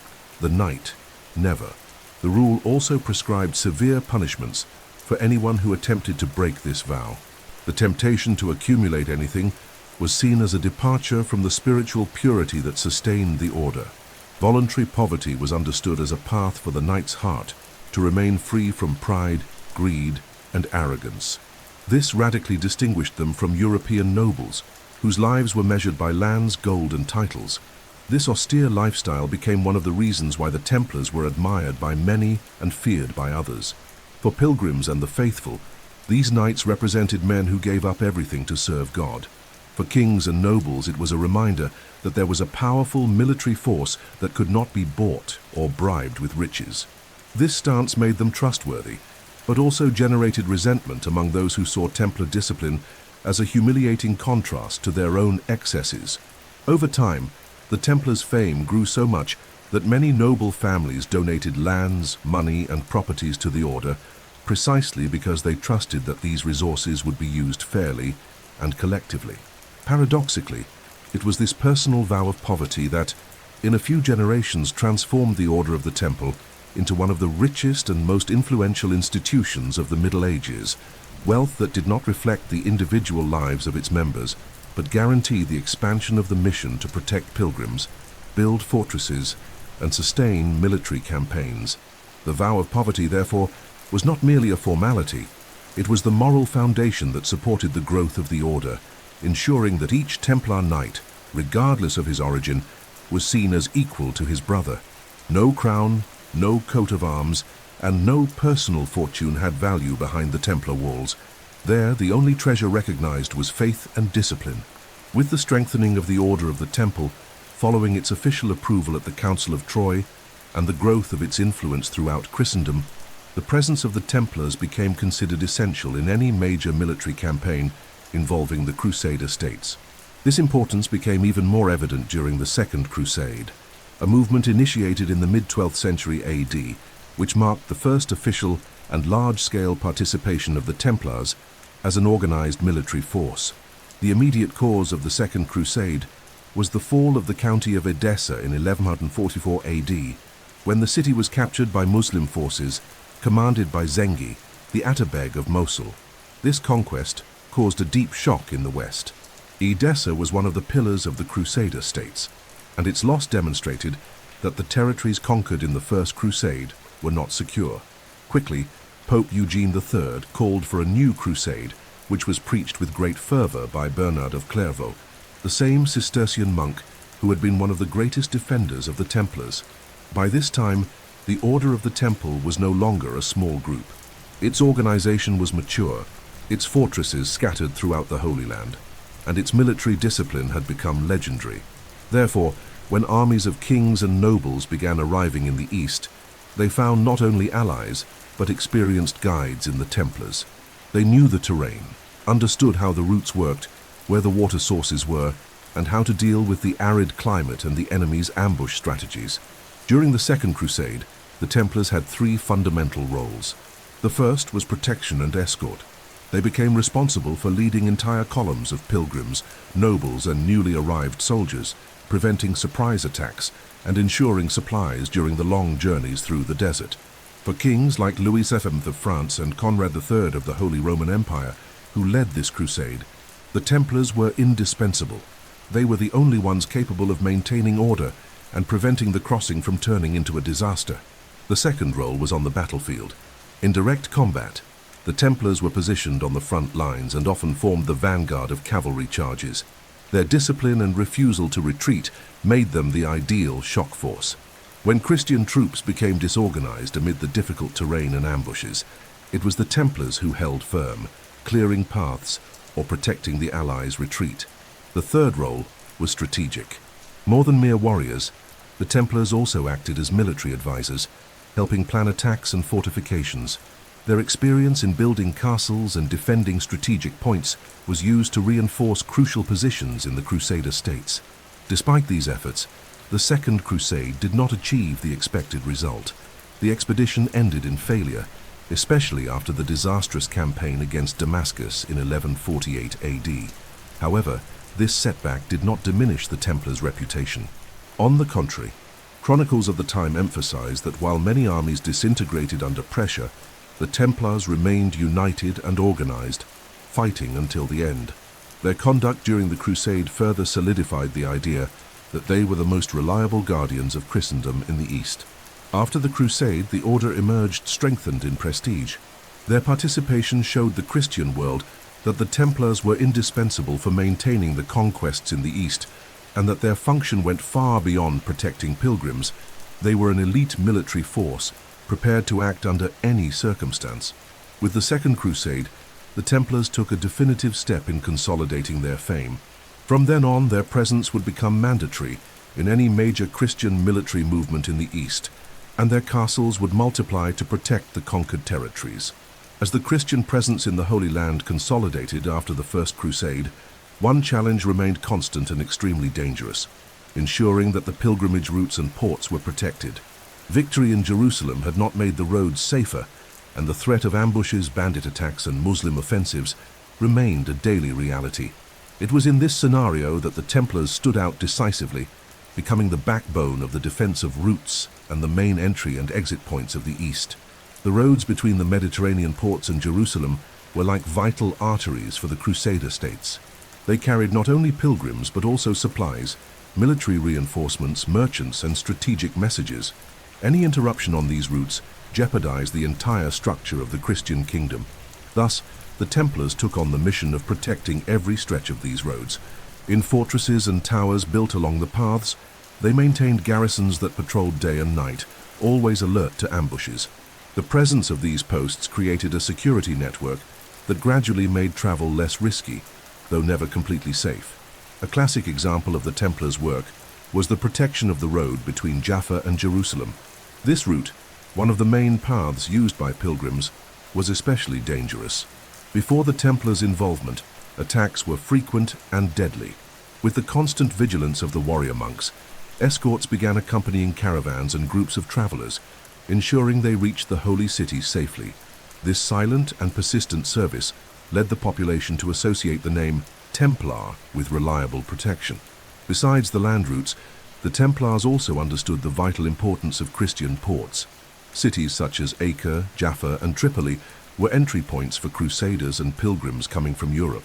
The order, with its organized structure and discipline, took control of warehouses, docks, and fortifications in these locations, ensuring that ships could dock without being attacked by pirates or by Muslim forces that frequently carried out naval raids. To protect these areas, the Templars built walls, watchtowers, and created communication systems between fortresses near the coast and outposts inland. Their role was not limited to physical defense. Over time, the Templars created a logistical support network, ensuring that water, food, and basic medical assistance were available at the busiest posts. Pilgrims who arrived sick or injured found shelter and care in the Order's castles. This reinforced the image of the Order not only as a disciplined army but also as an institution of charity and aid, faithful to the oath made in its early years. Control of the routes and ports also had great military importance. During attacks or sieges, the Templars could move troops quickly, knowing exactly where to pass without risk of ambush. Their castles functioned as rest and supply points for Crusader armies, making them essential for maintaining campaigns in the east. Over time, the constant presence of the Templars along the roads and in the ports changed the dynamics of pilgrimages.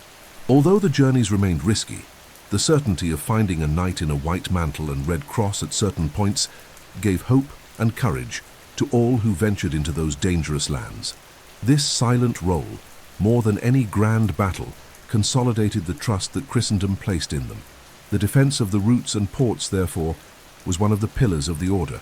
Without this security network created by the Templars, many pilgrims would never have reached Jerusalem, and the Crusader states themselves might not have survived so long. This constant dedication to service, often away from the eyes of history, was what transformed the Order into an indispensable force for the survival of the Christian presence in the Holy Land. The history of the Order of the Temple is filled with decisive battles, but few marked the fate of the Crusader states as profoundly as the Battle of Hattin, fought in the summer of 1187 AD. This confrontation not only exposed the vulnerability of the Christian forces in the Holy Land, but also became a turning point that would lead just a few months later to the loss of Jerusalem, one of the greatest blows suffered by the Crusaders and a trauma that would echo for generations. The context leading to the battle was complex. In the preceding years, the Crusader states faced increasing difficulties. The Latin kingdoms were surrounded by Muslim territories and constantly depended on reinforcements from Europe, which arrived irregularly. Meanwhile, in the Islamic world, a charismatic and strategic leader was uniting previously fragmented forces, Salah ad-Din, better known in the West as Saladin. With political and military skill, Saladin gathered under his command the forces of Egypt and Syria, creating a cohesive and disciplined army. In June 1187 AD, Saladin launched a campaign to weaken the Kingdom of Jerusalem, drawing the Crusaders out of their fortresses. Guided by false intelligence and pressured by internal politics, King Guy of Lusignan decided to face the Muslim army in open battle. With him were the Templars, whose reputation as a military elite always placed them at the front lines of major battles. On July 4, 1187, near a rocky formation known as the Horns of Hattin, the Crusader forces found themselves surrounded. The situation was desperate. The heat was unbearable. The Christians were exhausted and without water, and the Muslims, well prepared and strategically positioned, blocked all escape routes. For hours, the Crusaders tried to resist, but the constant pressure and lack of resources soon turned the battle into a massacre. The Templars fought with the bravery that had become their hallmark. Contemporary sources report that even when defeat was inevitable, they remained firm. protecting the most sacred relic of the Christian army, the true cross, which they carried at the center of the formation. But the situation was unsustainable. Most of the knights fell on the battlefield and many were captured. Saladin, at the end of the battle, ordered the execution of dozens of Templars and Hospitallers, sparing only a few leaders for negotiations. The defeat at Hattin had immediate consequences. With the Christian army practically destroyed, Saladin launched a relentless offensive, quickly conquering cities and fortresses that had until then been under Crusader control. In October of the same year, Jerusalem fell once again to the Muslims. The shock was profound. The city, conquered nearly 90 years before during the First Crusade, was again out of Christian reach. For the Templars, the loss of Jerusalem represented a deep wound but also a turning point.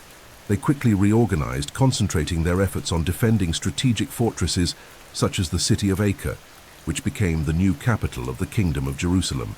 The Battle of Hattin made it clear that the nature of the war had changed. Courage or religious fervor alone were no longer enough. New tactics and strategies were necessary to face an enemy that was now more united and stronger than ever. This defeat also consolidated the image of the Templars as warriors who never retreated. Even when fate was sealed, their resistance was remembered as an act of heroic sacrifice. This episode became a symbol of the Order's commitment to its mission, showing that even in the face of near-total destruction, they remained faithful to their vow to protect the faith with their own lives. The Battle of Hattin and the loss of Jerusalem were, therefore, a turning point in the history of the Crusaders and in the trajectory of the Templars. From that moment on, the Holy Land would become an even more dangerous battlefield, and the Order would have to reinvent itself to face the challenges that lay ahead in the following decades. After the Battle of Hattin and the tragic loss of Jerusalem in 1187 AD, the Templars faced a new reality in the Holy Land. This moment marked not only a territorial shift, but also the beginning of a period dominated politically and militarily by Salah ad-Din, known in the West as Saladin. The relationship between the Templars and the Muslim armies, especially with Saladin himself, became one of the most emblematic of the Crusader period, characterized by both bloody confrontations and a mutual respect toward the enemy. Saladin was a very different leader from those the Crusaders had faced before. He was not only a skilled military commander, but also a political strategist and a man of principles, whose reputation for justice and clemency spread among both his followers and his adversaries. This stance earned him a kind of quiet admiration, even among the Templars, despite being responsible for one of the Crusaders' greatest disasters. After Hattin, the Templar forces were weakened, but not destroyed.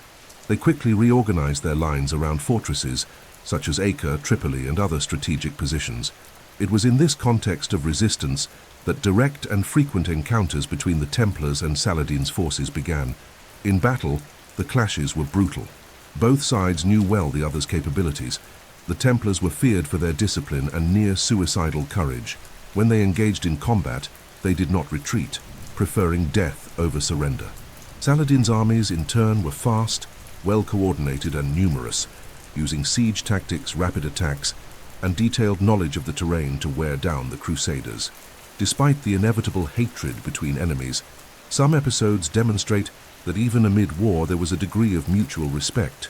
Chronicles from the time narrate instances where Saladin spared captured Templars in exchange for negotiations, although on other occasions he was ruthless, especially soon after Hattin, when he ordered the execution of many captured knights as a clear message.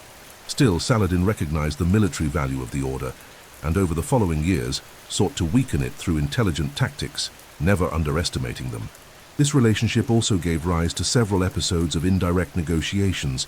During truces or times of necessity, the Templars participated in agreements involving prisoner exchanges, the return of bodies, or guaranteed access to certain holy sites. While pragmatic, these negotiations showed that behind the violence of battles, there was an understanding that both sides fought for deeply rooted ideals. For the Templars, facing Saladin meant confronting an enemy who embodied qualities they themselves valued: courage, honor, and discipline. This made the war even more difficult. Each defeat and each victory were bitter lessons, and the Order learned in practice that fighting such a formidable adversary required not only bravery, but also strategic patience. The legacy of this relationship is marked by paradox. Saladin was both the greatest adversary and a kind of mirror of what the order aspired to in terms of military and moral leadership. He was the force that shattered the Crusader states' stability, but also an example of how war could be conducted with a certain nobility.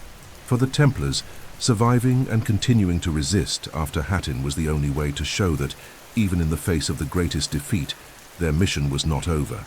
In the years following the loss of Jerusalem, the Templars continued to face Saladin's forces and his successors, always at the forefront of battle lines.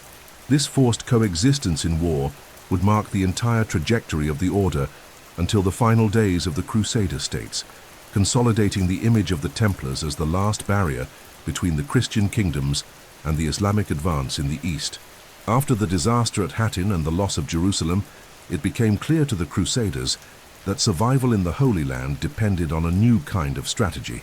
Open field campaigns, where the enemy could use mobility and war of attrition tactics, had led to painful defeats.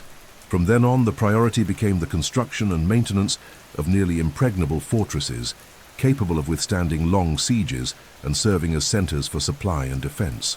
It was in this context that the Order of the Temple, alongside the Hospitallers, stood out in creating some of the most impressive military constructions of the Middle Ages, with the Crac des Chevaliers being the most emblematic example of this monumental effort.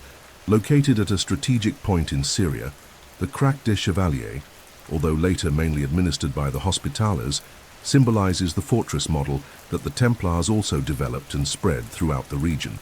It represents the essence of Crusader military thinking, a castle designed not only to resist rapid attacks, but years of siege.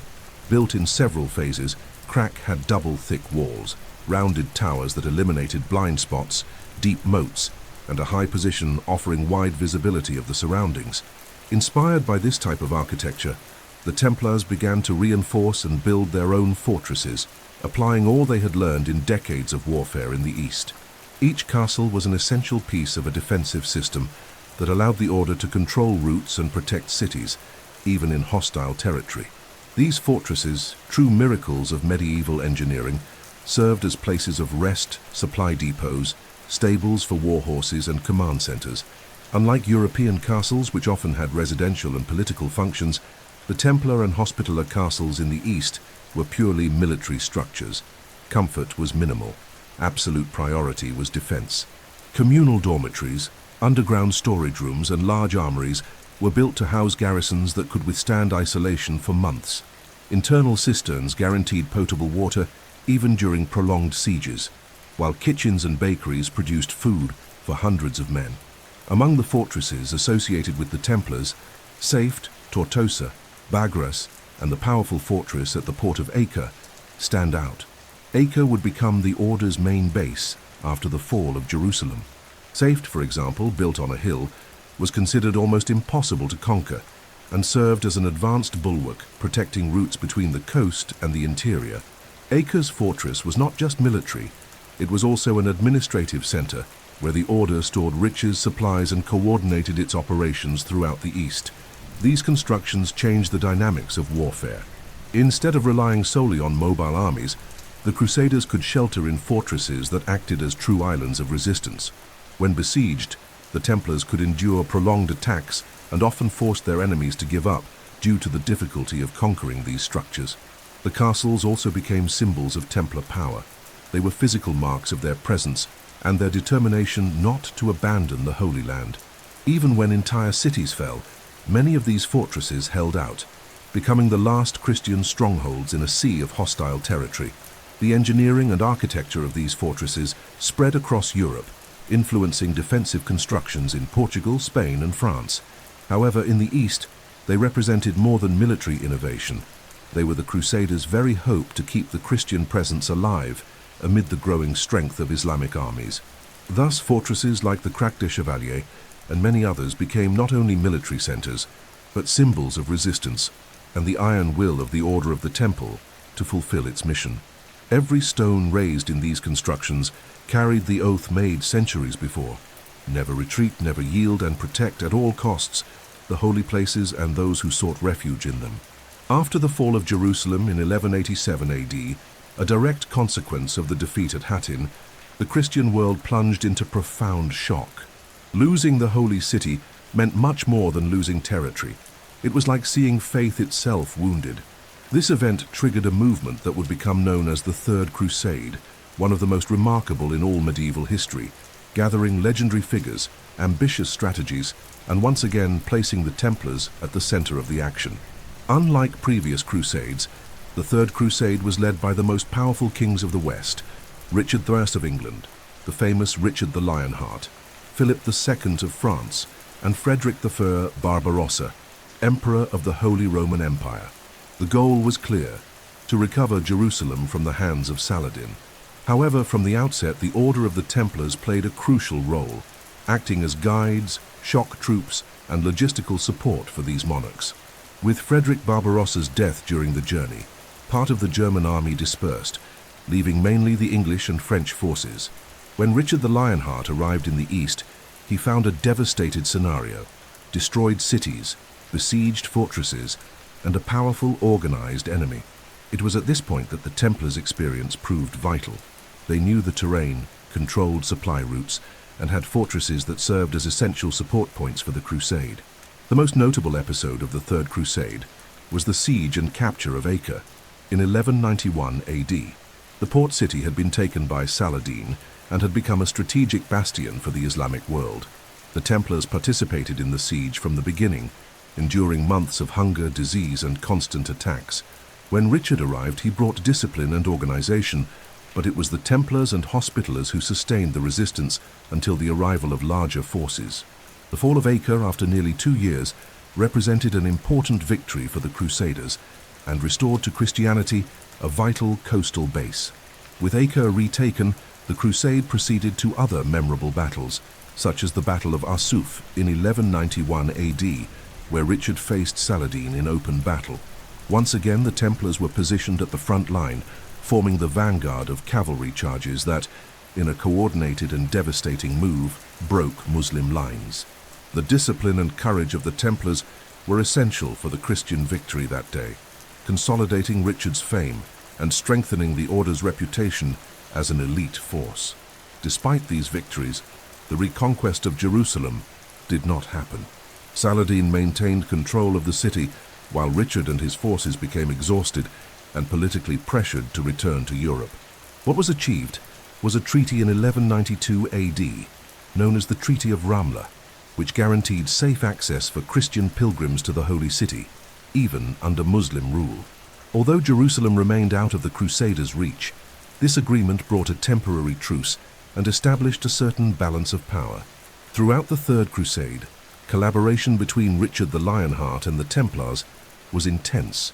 Richard recognized the Order's military competence and frequently followed their strategic advice. In return, the Templars found in the English king a brave and determined leader whose battlefield conduct rivaled their own. This mutual respect created a solid alliance throughout the campaign. The Third Crusade reinforced the role of the Templars as indispensable guardians of the Holy Land. Even without recovering Jerusalem, they ensured that the Christian presence was maintained through control of fortresses and protection of routes. Acre became the new center of the Crusader world, and the Templars assumed a prominent position within the city, building one of their most important headquarters and strengthening their defenses for the years to come. Thus, the period of the Third Crusade consolidated a scenario in which two extraordinary forces coexisted. On one side, Saladin and his armies. On the other, Richard the Lionheart and the Templars. It was the height of the crusading war, marked by heroism, tragedies, and a constant tension between two worlds that respected as much as they fought each other. After the fall of Jerusalem in 1187 AD and the campaigns of the Third Crusade, the city of Acre became the most strategic point of the Christian East. Located on the shores of the Mediterranean, Acre was a natural harbor protected by powerful walls and had easy access for reinforcements coming from Europe. When the Crusaders managed to retake Acre in 1191 AD, the city quickly transformed into the most important administrative and military center of the Christian presence in the East. It was there that the Templars decided to establish their new headquarters, creating a monumental complex that would function as the true heart of the Order in the region. The Templar headquarters in Acre was much more than a building. It was a logistical and strategic center, coordinating military, financial, and diplomatic operations throughout the Holy Land. From this headquarters, the Masters of the Order planned the defense of fortresses scattered across the interior, organized pilgrim escorts, supervised ships arriving loaded with supplies, and coordinated attacks when necessary. It was a place where experienced knights, regional commanders, and advisors gathered, turning the city into a collective brain of the Order. Architecturally, the Templar complex in Acre was impressive. It was located close to the walls and the port, facilitating the movement of troops and goods. The constructions were robust and practical: large halls, collective dormitories, underground warehouses, kitchens, cisterns for storing water, and of course, an internal chapel that served as the spiritual center of the community. There was also a huge armory, where hundreds of swords, spears, shields, and armors were always ready to be used. In times of peace, this arsenal was meticulously maintained. In times of war, it became a hive of activity. Perhaps the most important aspect of the Acre headquarters was its function as an international hub. The Order had properties spread throughout Europe, in Portugal, France, Spain, England, and Italy, and these houses sent resources to Acre. Donations in money, food, horses, and weapons arrived by sea, docking at the city's protected port and being stored in the Templar complex. This international network allowed the Order to continue rising and guaranteeing the defense of the last Crusader territories, even after great defeats. Inside Acre's walls, life followed a disciplined rhythm. The Templars divided their time between prayers, training, and strategic meetings. Pilgrims and travelers arriving exhausted found shelter and guidance at the headquarters. The port was bustling with activity. Ships loaded with reinforcements and supplies arrived almost every month, and the Templar headquarters functioned as the sorting point for everything entering and leaving the city. Over the decades, Acre became synonymous with resistance. It was a fortified city, a bulwark that kept Muslim forces away from the Mediterranean. Without Acre, the Crusaders would have been isolated. With Acre, there was still hope. Therefore, the city's defense was an absolute priority, and the Templars were always at the front line of any attack. This strategic importance made Acre a constant target for Saladin, and after his death, his successors. Each siege was a test of the Templars' capacity to resist. Even when the entire surrounding region became hostile, Acre remained firm, sustained by the port and the military discipline of the Order. The Templar headquarters in Acre became a symbol of perseverance. There, even after losing Jerusalem, the monk warriors showed that the mission continued.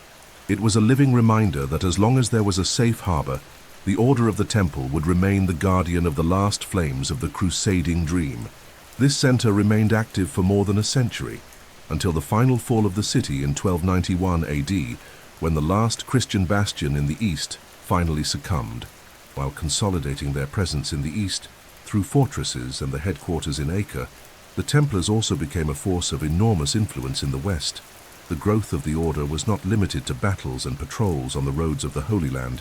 Throughout the 12th and 13th centuries AD, the Templar network spread across Europe, creating a system of power that transcended borders, influenced kings, and shaped economic and social aspects of the Middle Ages. With official recognition at the Council of Troyes and papal privileges, placing them directly under the authority of the Pope, the Templars achieved a unique status of independence. This meant they owed no obedience to kings, bishops, or nobles, answering only to the Holy See. This autonomy made them very attractive to noble families who wished to donate to the Order, certain that these assets would be managed securely and spiritually. Thus, Templar properties began to emerge in almost every Christian kingdom, forming a network that would become the backbone of the organization outside the East.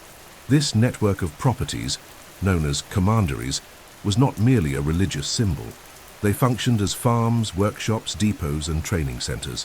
Each commandery sent part of its resources to the east, financially supporting the crusading campaigns. But this constant flow of goods also brought an unexpected impact.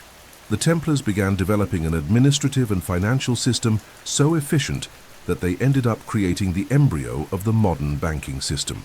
Pilgrims departing for the Holy Land could leave their valuables at a Templar house in Europe and receive a letter of credit. This letter could be presented in Acre, Jerusalem, or any other Templar headquarters to redeem the deposited value. This system reduced the risks of robbery during long journeys and at the same time strengthened the Order's image as a synonym of trust. Furthermore, nobles and kings began using the Templars as guardians of treasures and tax administrators. Over time, the Order's reputation in the financial field became almost as powerful as in the military. The Templars' influence in Europe was not only economic, the commanderies were also centers of culture and knowledge dissemination.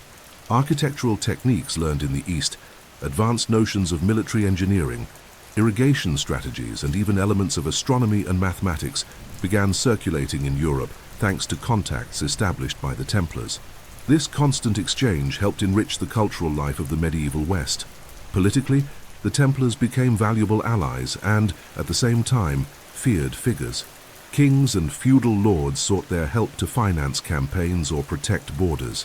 In Portugal and Spain, for example, the Order played a fundamental role in the Reconquista, building castles and helping push the Muslims southward in the Iberian Peninsula. Conversely, this growing influence generated tensions, as not everyone viewed with favor an institution so powerful and independent, operating within their territories. The European expansion caused the Order to have two centers of gravity, one in the east, focused on war and route protection, and another in the west, focused on administration, resource collection, and training. This division of functions allowed the organization to be self-sufficient and always have resources available to respond to any crisis. Thus, by the 13th century, the Templars were no longer just monk warriors. They were land managers, military innovators, and trusted financial administrators. The Order had become a pillar of Christendom, directly connecting the battlefields of the East with the political centers of Europe. However, this very influence that gave them power and prestige would also sow the seeds of distrust and envy that later on would be used against them. The more the Order grew, the more it aroused the interest and ambition of those who saw in its wealth and autonomy a threat.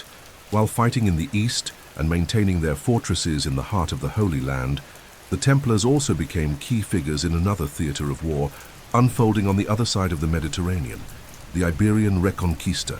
In the Iberian Peninsula, the territory that today corresponds to Portugal and Spain, the struggle between Christian kingdoms and Muslim realms spanned centuries, and the Order of the Temple played a fundamental role in this process, applying all the military knowledge gained in the East back in Europe.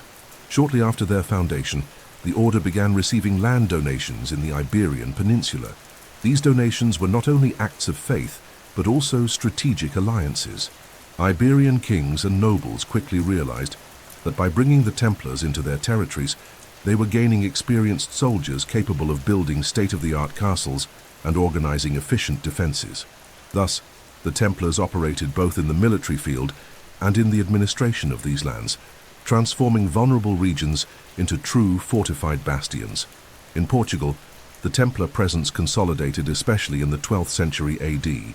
The first great Portuguese king, Afonso Henriques, was one of the monarchs who most valued the Order, granting them extensive areas in exchange for military support.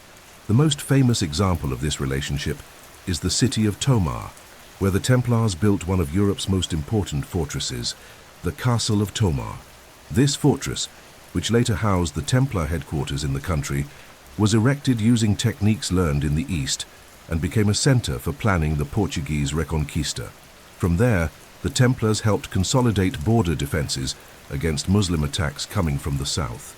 In Spain, the Templars played a relevant role in several regions, mainly Aragon, Navarre, and Catalonia. They participated in decisive battles in the retaking of territories like Zaragoza and helped protect the Christian advance, establishing a network of fortresses along the contested borders. The warfare techniques developed in the East were adapted to the Iberian mountains and plains, making the defense lines much more resilient. The Templars' contribution to the Reconquista was not only military. Just like in the East, they organized logistical support systems, built bridges and roads, encouraged the settlement of newly conquered areas, and ensured that travelers and pilgrims could cross dangerous regions more safely. The Order also brought new agricultural and construction techniques, influencing both civil and military life on the peninsula. Over time, the Templar fortresses in the Iberian Peninsula became some of the most important points in the Order's European network.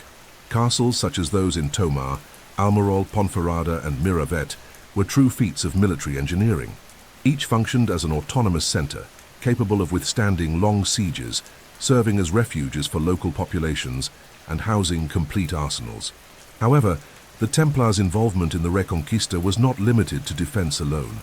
On many occasions, they took part in offensives, fighting alongside Christian armies to conquer cities and push the frontier southwards. This close alliance with the Iberian crowns made the order be seen as an indispensable arm of Christian expansion in the territory. The Templar presence in the peninsula also had long-term consequences. When the order was extinguished in the early 14th century, much of its assets and castles in Portugal were transferred to a new institution created by King Dinis, the Order of Christ, which inherited not only the properties but also part of the Templar mission. This new order would play a crucial role in the following centuries, especially during the great Portuguese navigations. Thus, in the Iberian Peninsula, the Templars left a mark that went beyond war. Their military role was decisive in the Reconquista, but their architectural, cultural, and organizational legacy continued to live on long after the official end of the order. Every tower raised, every bridge built, and every city protected by the monk warriors helped shape the destiny of medieval Iberia. For nearly 2 centuries, the Templars were the elite force defending the Christian presence in the Holy Land. However, starting in the 13th century AD, the balance of power began to shift.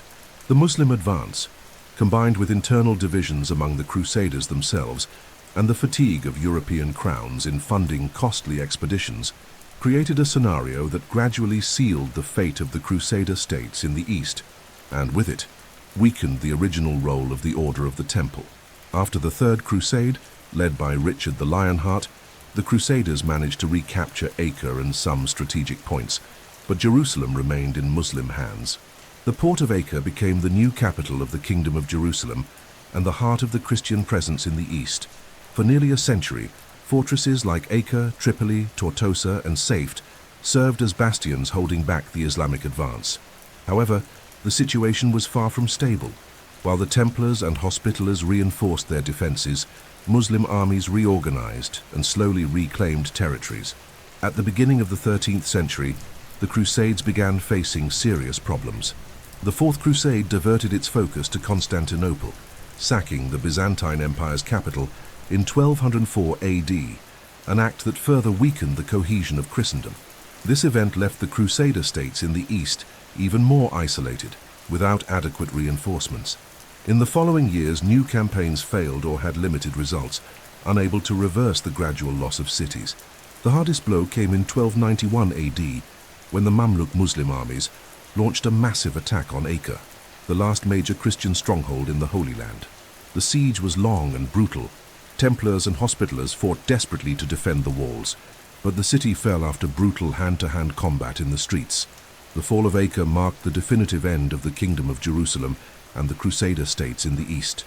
With the loss of Acre, the Templars evacuated to Cyprus, taking with them the survivors, archives, and riches they could save.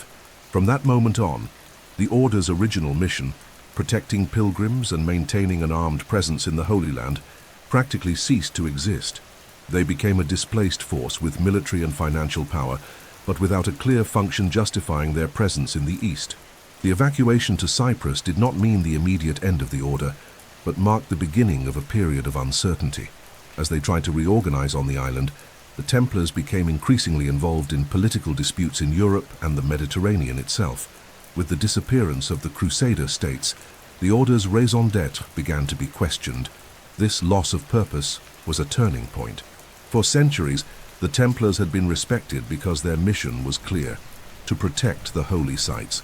But now, with Jerusalem in Muslim hands and the Crusader dream weakening, many began to ask, what was the purpose of such a powerful military order without a fixed battlefield?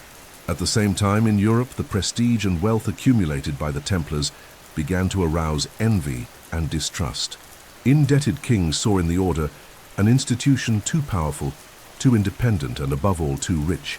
This combination of factors, the loss of territory in the East, the absence of a clear function, and the concentration of wealth, prepared the stage for the political attacks and persecutions that a few decades later would lead to the Order's collapse. The end of the Crusader states did not destroy the Templars immediately, but tore away the ground on which they had built their identity. From then on, the Order of the Temple would live its final years in a world where there was no longer a Christian Jerusalem to protect. After the fall of Acre in 1291 AD, the last major Christian stronghold in the East, the Order of the Temple faced an unprecedented dilemma in its history: the disappearance of its main reason for existence. For nearly 2 centuries, its identity had been directly tied to defending pilgrims and maintaining the Crusader states in the Holy Land.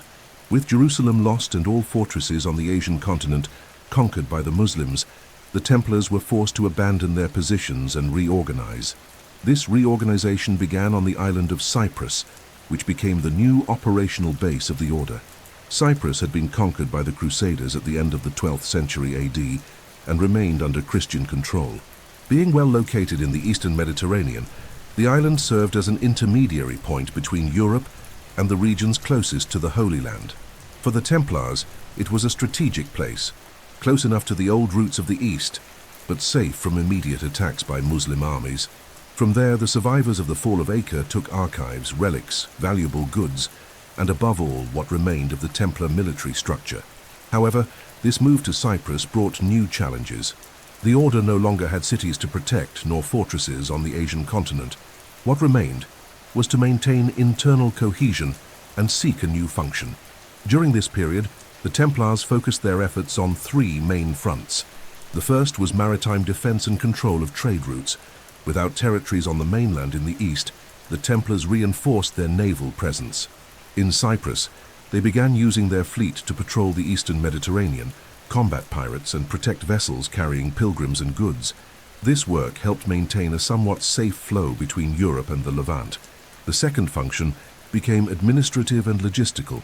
The Templar networks in Europe remained active, controlling vast financial resources, lands, and supply routes. From Cyprus, the Order began coordinating this entire system. Now, without the pressure of maintaining fortifications in the east, the headquarters became a management center, responsible for sending aid to other Christian regions in conflict, such as the Iberian Peninsula. The third function was political. Without fixed territory to defend, the Templars became increasingly involved in diplomatic negotiations, offering their military knowledge and efficient communication system to assist kings and popes. Their experience made them valuable intermediaries, both in matters of war and finance. Despite these new activities, the move to Cyprus marked a profound transformation in the role of the Order. From that moment on, the Templars began to be seen in Europe more as a political and economic force than as an active military order on the battlefield. The center of attention shifted, and public opinion began associating the Templars much more with their wealth than with their heroism in the East. This change in image had dangerous consequences. As the years passed, European kings, especially those who were indebted, began to look at the Order with suspicion and even hostility. Without the Muslim threat in the East to justify their existence, the Order appeared to many as a powerful and overly independent giant. Although Cyprus offered a safe refuge and a solid base for reorganization, the truth is that with this transition, the Templars entered a phase of political vulnerability. The absence of a permanent crusade and the concentration of wealth and properties would ultimately turn them into targets. Thus, the Cyprus period was both a phase of adaptation and the beginning of a slow decline. With the definitive fall of Acre in 1291 AD and the Templar base shifting to Cyprus, the Order of the Temple lost its central purpose, protecting pilgrims in the Holy Land. However, far from disappearing, the Order transformed itself.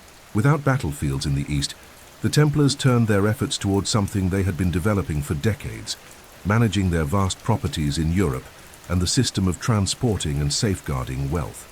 This redirection transformed the Order from merely a military force into an unprecedented financial power in the Middle Ages. Long before the fall of the Crusader states, the Templars had already developed an innovative system for managing assets. In the Templar houses spread throughout Europe, called commanderies, travelers, pilgrims, and nobles could deposit money, jewels, and valuables in exchange for a document redeemable at another Templar headquarters, even in the East. This deposit and withdrawal system using letters of credit was one of the earliest known banking models, reducing the risks involved in transporting money over long distances. After losing the Holy Land, this network became even more useful and sophisticated, consolidating the Templars as guardians and administrators of fortunes. The order also began lending money to kings, feudal lords, and even the Pope, using their vast resources accumulated over the centuries. Many military campaigns in Europe, beyond the subsequent Crusades, were financed with Templar credit. In return, the Templars received land grants, castles, and special privileges. This accumulation of wealth and influence made the order be seen not only as a religious and military arm, but also as an international financial institution. This shift, however, brought a dangerous side effect: distrust. Indebted kings began to see the Templars as overly powerful creditors, difficult to control. The order's independence, answering only to the Pope, meant no monarch could directly influence their activities. At the same time, the lay population, who knew little about the austere life within the fortresses, began associating the Templars with the wealth they managed, believing these monk warriors lived in luxury, far from reality. Additionally, rumors started to spread. The strict discipline, secrecy around the order's internal rituals, and international presence fueled fantasies and legends. In taverns and markets, people spoke of the Templars hiding incalculable treasures, sacred relics, and spiritual secrets acquired in the East. These stories, largely invented, gained strength in popular imagination, further increasing the aura of mystery and power surrounding the order. By the late 13th and early 14th centuries, the order was paradoxically at the height of its influence, and at the same time in an extremely vulnerable moment. Without a clear and visible military role, the Templars had become the bankers of Christendom, but their wealth and autonomy began to deeply annoy the powerful. Among all, one king in particular saw this situation as a dangerous opportunity: Philip IV of France, known as Philip the Fair. Deeply indebted to the order, he began to devise a plan that would forever change the history of the Templars. This financial rise, which seemed to guarantee the survival of the order after losing the Holy Land, would become one of the main causes of its downfall. In a few years, what was once a symbol of stability would be used as justification for one of the greatest political and religious persecutions of the Middle Ages. At the beginning of the 14th century AD, the Order of the Temple still appeared to many as an indestructible institution. With properties spread throughout Europe, immense financial influence, and a history marked by courage and discipline, it was hard to imagine that such a consolidated power could be destroyed. But behind this appearance of solidity grew the dissatisfaction of a man who saw the Templars not as allies, but as obstacles. The King of France, Philip IV, known as Philip the Fair. Philip was an ambitious and pragmatic monarch. During his reign, he engaged in costly wars, especially against England, and accumulated enormous debts. Much of these debts were owed to the Templars, who had financed his campaigns and ensured the stability of the royal treasury for years. With the end of the Crusader states and the absence of a clear military purpose for the order, Philip saw an opportunity. If he could bring down the Templars, he would erase his debts and also seize the vast riches the order managed in France. Philip's strategy began quietly. He launched a subtle campaign of defamation, fueling rumors and distrust already circulating among the people. Tales of secret rituals, heretical practices, and even worship of mysterious idols. The order's closed discipline and its autonomy from kings, answering only to the Pope, made it easier for the king to spread the idea that they were hiding something sinister. The decisive moment came when Pope Boniface VIII, a strong opponent of Philip, died, and the papal seat was taken by Clement V, a French pope who was politically more vulnerable. With direct influence over Clement, Philip began pressuring the church to investigate the order. At the same time, in secret, he prepared a coordinated attack to dismantle the Templars in France. In the early hours of Friday, October 13th, 1307 AD, a day forever marked, the king's troops simultaneously raided all Templar houses in France. Knights were mass arrested, their assets confiscated, and their leaders taken to trial. The main leader of the order, Jacques de Molay, was captured in Paris without any chance to defend himself. The charges were severe: heresy, idolatry, blasphemy, obscure practices during initiations, and even moral crimes. Under torture, many Templars were forced to confess what the inquisitors wanted to hear: though they later retracted their confessions. Philip used these confessions to sway public opinion and pressure the Pope to act against the order. This brutal act was not only a physical attack, but also a psychological blow. By arresting the Templars all at once, Philip succeeded in breaking the order's structure in France and spreading a climate of panic throughout Europe. Other crowns, following the French example or under pressure, began cooperating with the arrests, and Clement V, cornered, eventually gave in. Behind the religious and moral discourse, the truth was that this conspiracy was above all political and financial.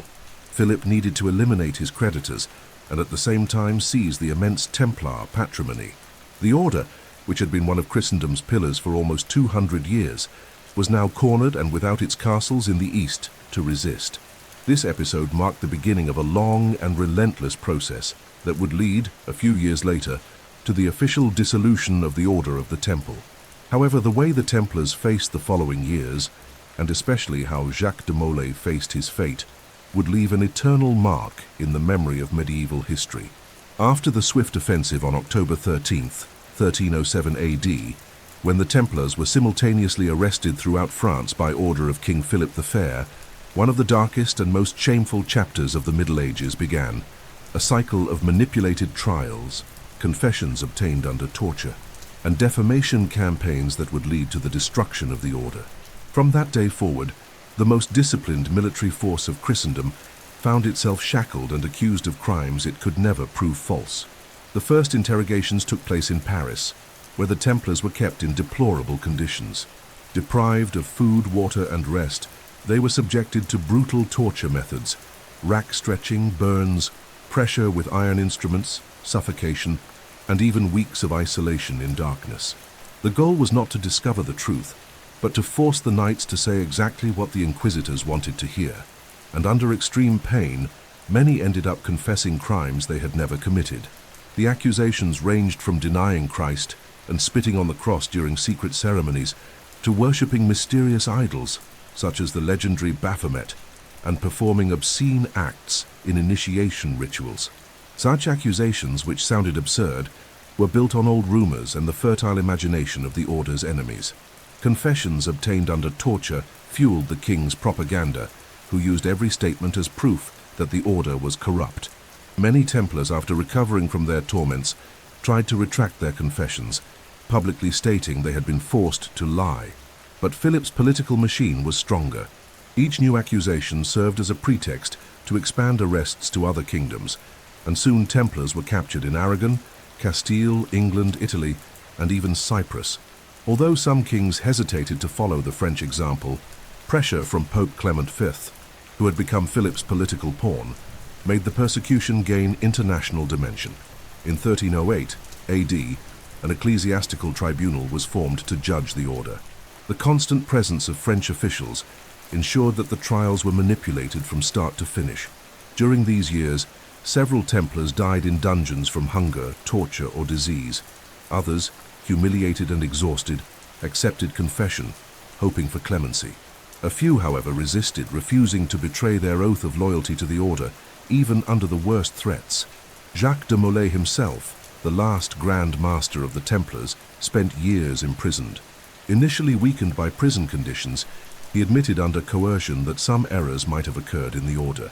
But when given the chance to publicly defend himself, he categorically denied all accusations, affirming that the order was pure and that confessions had been extracted through pain and fear. His stance rekindled the courage of many knights, but for Philip, it was confirmation that the Grand Master needed to be silenced. Alongside the individual trials, a slow confiscation of Templar assets began. Castles, lands, and treasuries were seized under the guise of spiritual purification, but in practice were absorbed into the royal coffers. This transfer of wealth was one of Philip's main objectives, and a key reason he did not relent despite popular outrage. With forced confessions in hand, Philip pressured Clement V until, in 1312 AD, the order was officially dissolved by the decree Vox in Excelso, issued by the Pope during the Council of Vienne. This document did not declare the order guilty. It merely extinguished it, claiming its reputation had been too much tarnished to continue existing. Even after dissolution, many Templars remained imprisoned or were executed. The most important, like Jacques de Molay and Geoffroy de Charnay, awaited an even crueler fate, death by burning at the stake. Thus, under a cloak of injustice and intrigue, the order that had been born to protect pilgrims and defend Jerusalem found itself destroyed by political forces that could no longer tolerate its wealth, independence, and the echo of its power. After years of imprisonment, interrogations, and rigged trials, the campaign to destroy the Order of the Temple reached its peak in 1314 AD, when the last Grand Master, Jacques de Molay, faced the final moment of persecution. This man, who had led the Templars in the final decades of their existence, would become a symbol of resistance and injustice in medieval history. Jacques de Molay was about 70 years old when he was brought to the last public hearing held in Paris. Weakened by 7 years of captivity, torture, and humiliation, he was placed before a crowd eager to hear his definitive confession. The inquisitors expected that, as in previous occasions, he would repeat the accusations forced upon the order. But what happened was quite the opposite. In an unexpected act, Jacques withdrew all confessions made under torture, declared the order's innocence, and affirmed that the Templars were pure and faithful to God.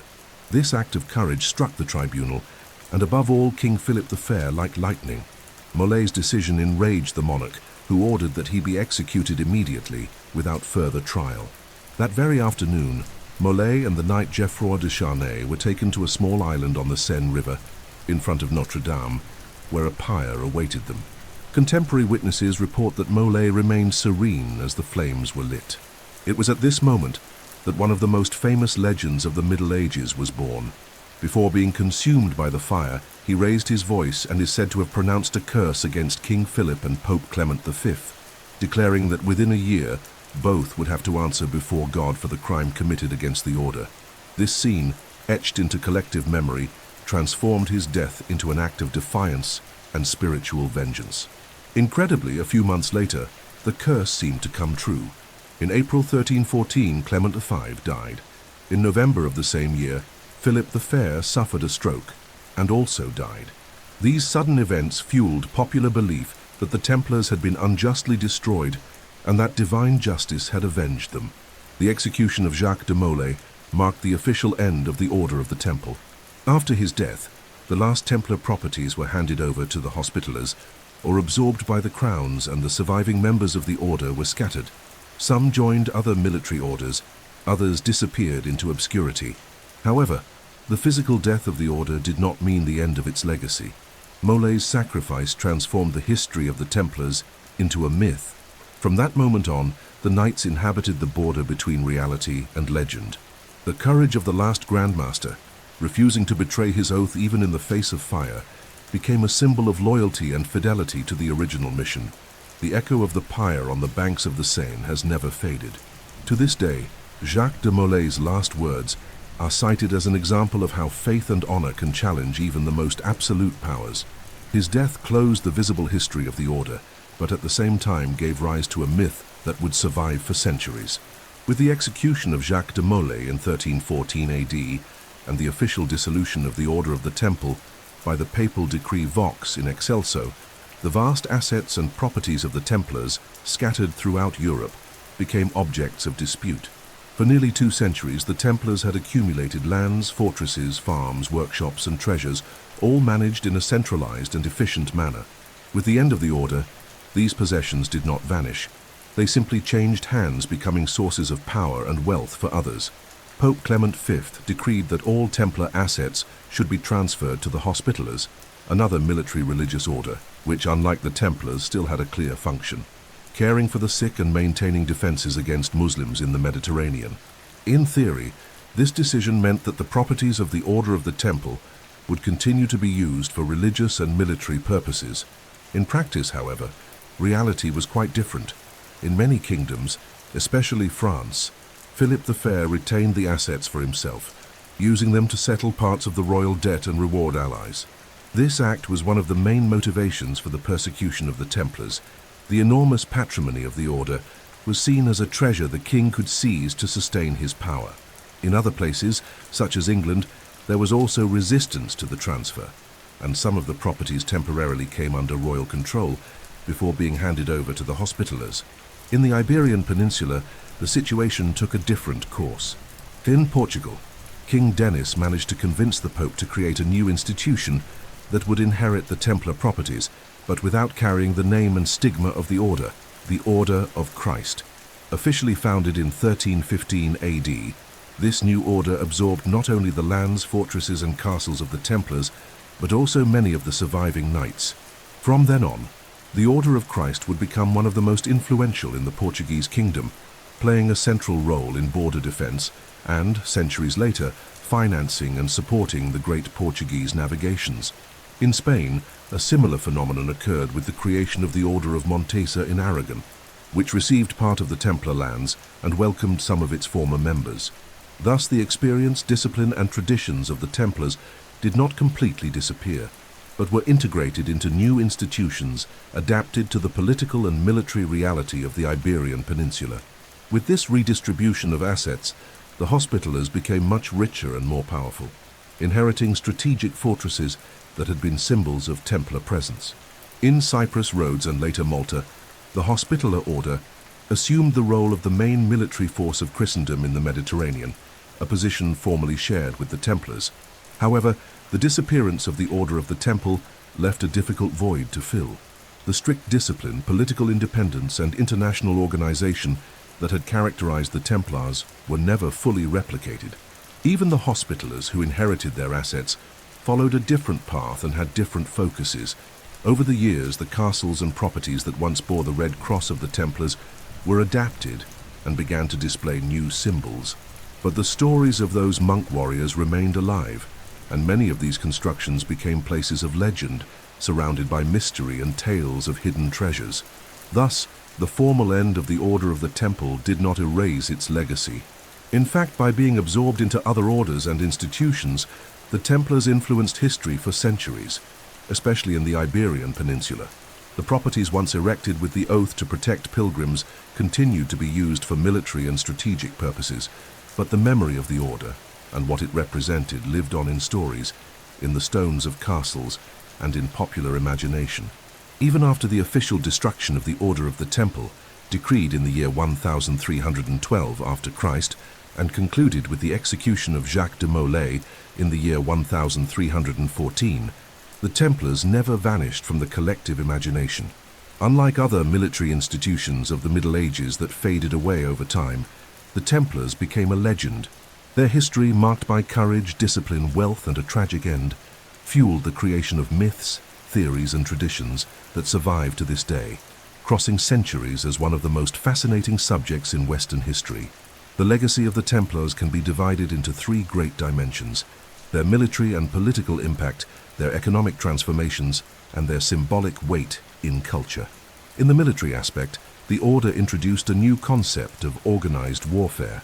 Their discipline, defensive strategies, and the construction of fortresses impressed even their enemies. Many of the defensive systems developed by the Templars in the East were later reproduced in castles throughout Europe, and in particular on the Iberian Peninsula. These methods also influenced the orders that succeeded them, such as the Hospitallers, the Order of Christ in Portugal, and the Order of Montesa in Spain. In the economy, the Templars created a financial management network that can be considered the rudimentary basis of an international banking system. The Templar letters of credit allowed wealth to be transferred between countries without the risk of theft on the roads, an unprecedented innovation for that time. This administrative ability led kings and popes to trust them for decades, and their economic activity left lasting marks on how religious orders would manage their goods in the following period. But perhaps the greatest legacy of the Templars is cultural and symbolic. The brutal way they were persecuted, their silent resistance in the face of injustice, and the mysterious circumstances of their end generated enduring fascination. After the death of Molay, rumors began to circulate. Some said that part of the order had escaped carrying away its secrets and treasures. Others believed that the Templars guarded sacred relics such as the Holy Grail or the Ark of the Covenant. There are even those who claim that they kept forbidden knowledge acquired in the East. These stories, even though often unfounded, kept the Templar flame alive in the popular imagination. Over the centuries, books, plays, operas, and more recently, films and novels have transformed the Templars into protagonists of mystical adventures, conspiracy theories, and plots involving hidden treasures. The red cross on the white mantle became one of the most recognizable symbols of the Middle Ages. Beyond the legends, the physical presence of the Templars can still be felt in the numerous castles, churches, and constructions that have resisted the passage of time. Places such as the Courtenay Convent of Christ in Tomar, Portugal, or the fortresses of France and Spain remain as testimonies of an architecture built to last, full of symbolism. The legacy also survives in the very structure of the religious and military orders that came after. In Portugal, the Order of Christ, and a direct heir to the Templar properties, was fundamental for the great navigations, financially supporting the maritime expansion that would lead the country to become one of the greatest global powers of the 15th and 16th centuries. Thus, echoes of the Templar ideal even resonate in the Age of Discoveries.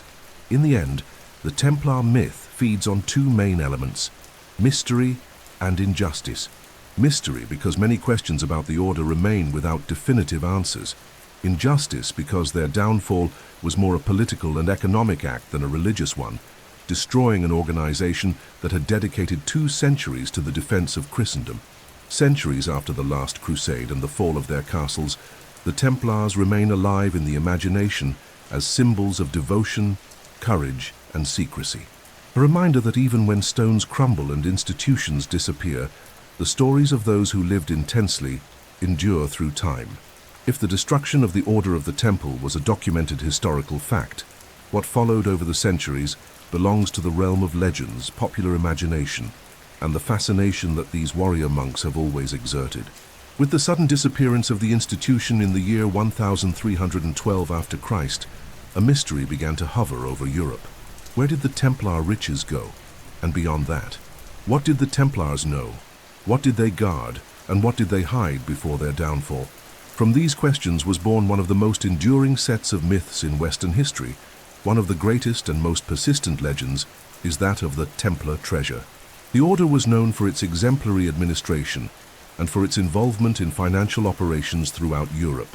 Reports from the time describe vaults full of gold, silver, precious stones, valuable manuscripts, and relics. However, when King Philip the Fair confiscated the Templar assets in France, much of these riches simply was not found. This absence gave rise to the belief that the Templars managed to transport or hide their treasures before the mass arrests. Castles, caves, underground tunnels, and even remote regions of the world began to be pointed out as possible locations where these riches could have been hidden. Among the supposed objects guarded by the Templars, none is more famous than the Holy Grail. According to some traditions, the order would have found the sacred chalice used by Christ at the Last Supper during excavations carried out in the ruins of Solomon's Temple in Jerusalem. This version connects the Templars to one of the most powerful symbols of Christianity, turning them into guardians of a secret that could change the destiny of the world. Another similar legend involves the Ark of the Covenant. There are medieval accounts claiming that the Templars discovered the Ark, where, according to biblical tradition, the tablets of the law given to Moses were kept, and took it to a secret location, perhaps in Europe. As with the case of the Grail, there is no concrete evidence, but the association between the order and these sacred artifacts fuels countless stories. There is also the belief that the Templars possessed secret manuscripts, with mystical and scientific knowledge advanced for that time, acquired both through contact with Eastern cultures and through excavations in Jerusalem. For some authors, these documents contained spiritual secrets, advanced astronomy, and even maps that could have guided great voyages centuries later. In the more legendary field, theories emerged linking the Templars to the Freemasons, suggesting that some of the knights who escaped persecution in France took refuge in other countries and gave rise to discreet and influential societies, preserving Templar symbols and traditions in another form. Although historically this connection is controversial, the idea has become solidified in popular culture. Many of these legends gained strength because of the Unite of the 13th of October of the year 1307, when the arrests took place. To this day, that date, a Friday, is considered by many to be an unlucky day, associated with the beginning of the Templar tragedy and the mystery that followed. The truth is that no one knows for sure whether the Templar treasure existed in the way the stories describe, nor where sacred artifacts might be hidden. What is concrete is the absence of traces. The royal coffers did not find the gold they expected, and this, combined with the abrupt end of the order, created the perfect ground for the birth of legends. Thus, even centuries later, the idea that auto, the Templars continue to guard secrets and hidden riches, remains alive. Every ruined castle, every ancient tunnel, and every symbol carved in stone feeds the collective imagination, keeping alive the flame of a mystery that began in the Middle Ages and has never ceased to intrigue kings, scholars, and adventurers. When the Order of the Temple was dissolved by Pope Clement V in the year 1312, after Christ and the Templars were persecuted throughout Europe, many believed that this would be the definitive end of the warrior monks. However, in Portugal, a very different destiny was traced. Instead of seeing the Templar assets confiscated and their tradition vanish, the Portuguese kingdom transformed the Templar heritage into something new, creating a continuity that, centuries later, would be fundamental to changing the destiny of the world. The Order of Christ. During the 12th and 13th centuries, the presence of the Templars in Portugal had been decisive for the Reconquista. Portuguese kings such as Afonso Henriques and his successors entrusted the Templars with vast strategic areas, especially in the central part of the territory, to be defended against Muslim attacks. Fortresses such as the Castle of Tomar, built in the year 1160, became symbols of this collaboration. Therefore, when the order was extinguished, Portugal was not willing to give up such an experienced military body and such important lands. King Denis I of Portugal, aware of the injustice of the process against the Templars and recognizing the value these knights had for the defense of the kingdom, negotiated with the Pope the creation of a new institution that would inherit all Templar assets in the country. Thus, in the year 1315 after Christ, the Order of Christ was officially born. This order absorbed practically the entire Portuguese Templar structure, its castles, its surviving knights, and its discipline. In exchange, it began to operate under a new name, free from the political stigma that had destroyed the original order. The Convent of Christ in Tomar, the former Templar headquarters, became the center of the new order. There, the ideals of discipline, efficient administration, and independence remained alive, now under another banner. During the following centuries, the Order of Christ played a fundamental role in consolidating Portuguese territory and later in projecting the kingdom beyond Europe. Over time, Portugal began to look to the sea as a path for expansion. In the 15th century, under the sponsorship of Prince Henry, known as Henry the Navigator, the Order of Christ became one of the pillars of the Age of Discoveries.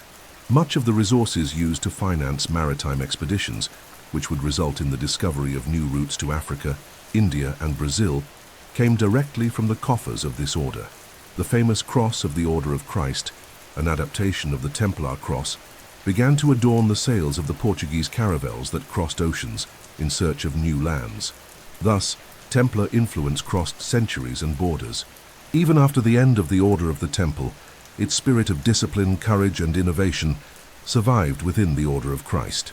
Thanks to this continuity, Portugal managed to develop an organizational and financial structure capable of sustaining risky voyages that would forever change the map of the world. Today, when one observes the Red Cross on the sails of Portuguese caravels in historical accounts, the clear Templar heritage becomes evident.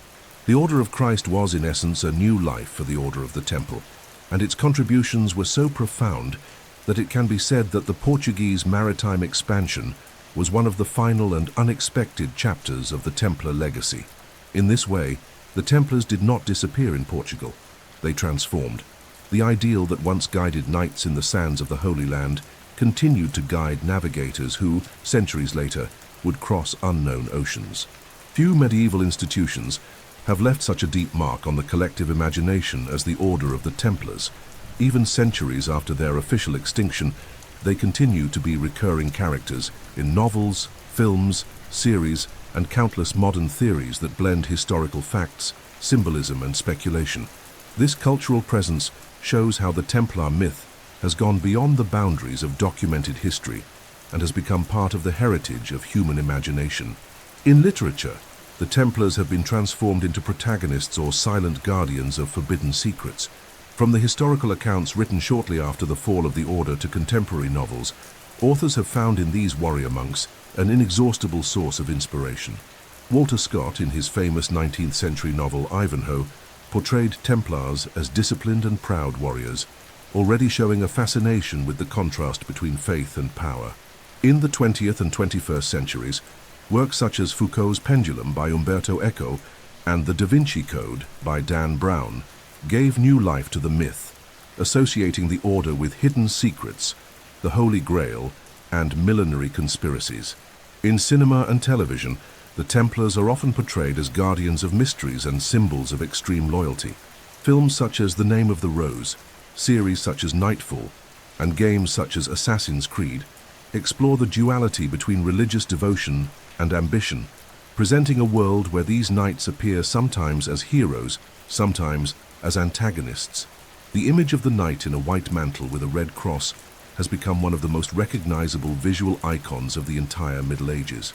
Beyond artistic representations, the Templar myth has fueled a vast field of modern theories and secret societies. Many people believe that the Order never truly disappeared, but survived in the shadows, passing its secrets forward. Some claim that modern Freemasonry inherited symbols and traditions from the Templars, and bolder theories speak of Templars who fled with the Order's treasure to distant places, such as Scotland or even America, centuries before the Great Explorations. Another fertile field for theories is the connection between the Templars and sacred relics. The Holy Grail, the Ark of the Covenant, the Shroud of Christ, and secret manuscripts continue to appear in narratives linking the Order to objects of spiritual and material power. Although there is no solid historical evidence for these stories, the mystery surrounding them keeps popular curiosity alive. The fascination with the Templars is also linked to their tragic end. The political betrayal that led to the collapse of the Order and the dramatic scene of Jacques de Molay at the stake created a perfect scenario for the imagination. There is something in the idea of a powerful organization, destroyed unjustly, that continues to echo as a symbol of resistance and secrecy. Thus, even after 7 centuries, the Templars are more than historical figures. They are immortal characters in an epic that never ends. Every new work, theory, or story that emerges only adds more layers to the myth, showing that the power of this order no longer lies in swords or fortresses, but in the ability to inspire generations with its blend of faith, discipline, and mystery. Over more than 200 years of existence, the Templars left a mark that goes far beyond the military context that motivated their creation. The path that begins with a small group of knights in the Holy Land at the beginning of the 12th century after Christ and ends with the execution of Jacques de Molay in the year 1314 reveals not only the rise and fall of one of the most powerful orders of Christendom, but also the construction of a legacy that still echoes today in history, culture, and the collective memory of humanity. From a military and strategic point of view, the Templars were pioneers in concepts of discipline and organization. From the moment they established themselves as a permanent force in the East, they developed techniques of warfare that changed the standard of European cavalry. Their fortresses were true masterpieces of defensive engineering, designed to withstand sieges for years, and they served as models for castles later built in Europe and on the Iberian Peninsula. Even after the destruction of the Order, these advances continued to influence military defense methods for centuries. In the economic and administrative sphere, the Templars created something revolutionary, an international network of support and transfer of resources. With commanderies spread throughout the West, they created mechanisms that functioned as the first medieval banks, allowing pilgrims and kings to deposit goods in one country and withdraw them in another. This system of mutual trust was essential to sustain the Crusades, and at the same time opened the way for new models of financial administration that would impact all of Europe. On the political level, the Templars demonstrated how a religious institution could have independent weight in a world dominated by kings and princes. Their direct connection to the Pope gave them autonomy to operate beyond national borders, and their neutrality allowed them to act as intermediaries in important diplomatic negotiations. However, this autonomy also made them the target of envy and greed, culminating in the conspiracy of Philip the Fair. But perhaps the most enduring aspect of the Templar legacy is the symbolic one. The tragic end of the order, the result of political intrigue and unjust persecution, transformed the Templars into a myth. The red cross on a white background became synonymous with courage, discipline, and sacrifice. The knights who, in life, had been soldiers of Christ, after death came to be remembered as martyrs of a cause. This symbolic dimension also extends to the legends that were born after the fall of the Order: the Holy Grail, the Ark of the Covenant, hidden treasures, secret manuscripts. These myths, even though far from historical reality, keep curiosity alive and ensure that the Templars continue to be a subject of fascination centuries later. Finally, it is impossible to ignore the practical continuity of the Templar spirit. In countries such as Portugal and Spain, their ideals and structures were not destroyed, they were transformed. The creation of the Order of Christ and the Order of Montesa kept part of the organization alive, and in the Portuguese case, helped finance the great navigations that would lead to the discovery of new worlds. Thus, the true heritage of the Templars lies not only in the ruins of their castles or in the records of the Crusades. It lies in everything the Order left as a contribution: discipline, military innovation, financial organization, and the example of how faith and determination can build something that survives even physical destruction. The Templars were, above all, men of a time when war and religion were intertwined, but the myth they created throughout their journey crossed the Middle Ages and reaches today as a reminder of the power of ideas and the strength that a small group of men can have when united by a purpose they believe to be greater than themselves. Beneath the sands of the East and beneath the cold stones of Europe, the echo of footsteps that will never return still rests. The Templars, created to guard a road and a city, ended up guarding something greater, an ideal. 2 centuries were enough for a handful of knights to become synonymous with discipline, courage, and sacrifice, but also enough for them to be dragged into the cruel game of ambition and power that devours men and erases kingdoms. And yet, even after their banners were burned and their cries silenced, the flame they carried within themselves was never extinguished. What began as protection for defenseless pilgrims grew into an international body, with fortresses rising like walls against fear. Men of prayer who learned to fight and men of war who learned to pray, the Templars lived balanced on the thin blade that separates faith from the sword. Their names were carved not only in books, but into the stone of every castle and the map of every route they helped to open. When Jerusalem fell and the East was lost, it seemed that destiny had already been written. But the fall did not come from the enemy they had faced for a lifetime. It came from where they least expected, from the very crowns they had sworn to protect. And it was at the moment when injustice surrounded them that their greatness revealed itself. They did not retreat, they did not betray, and even before the fire, they did not bow. The pyre of Jacques de Molay did not consume the Order.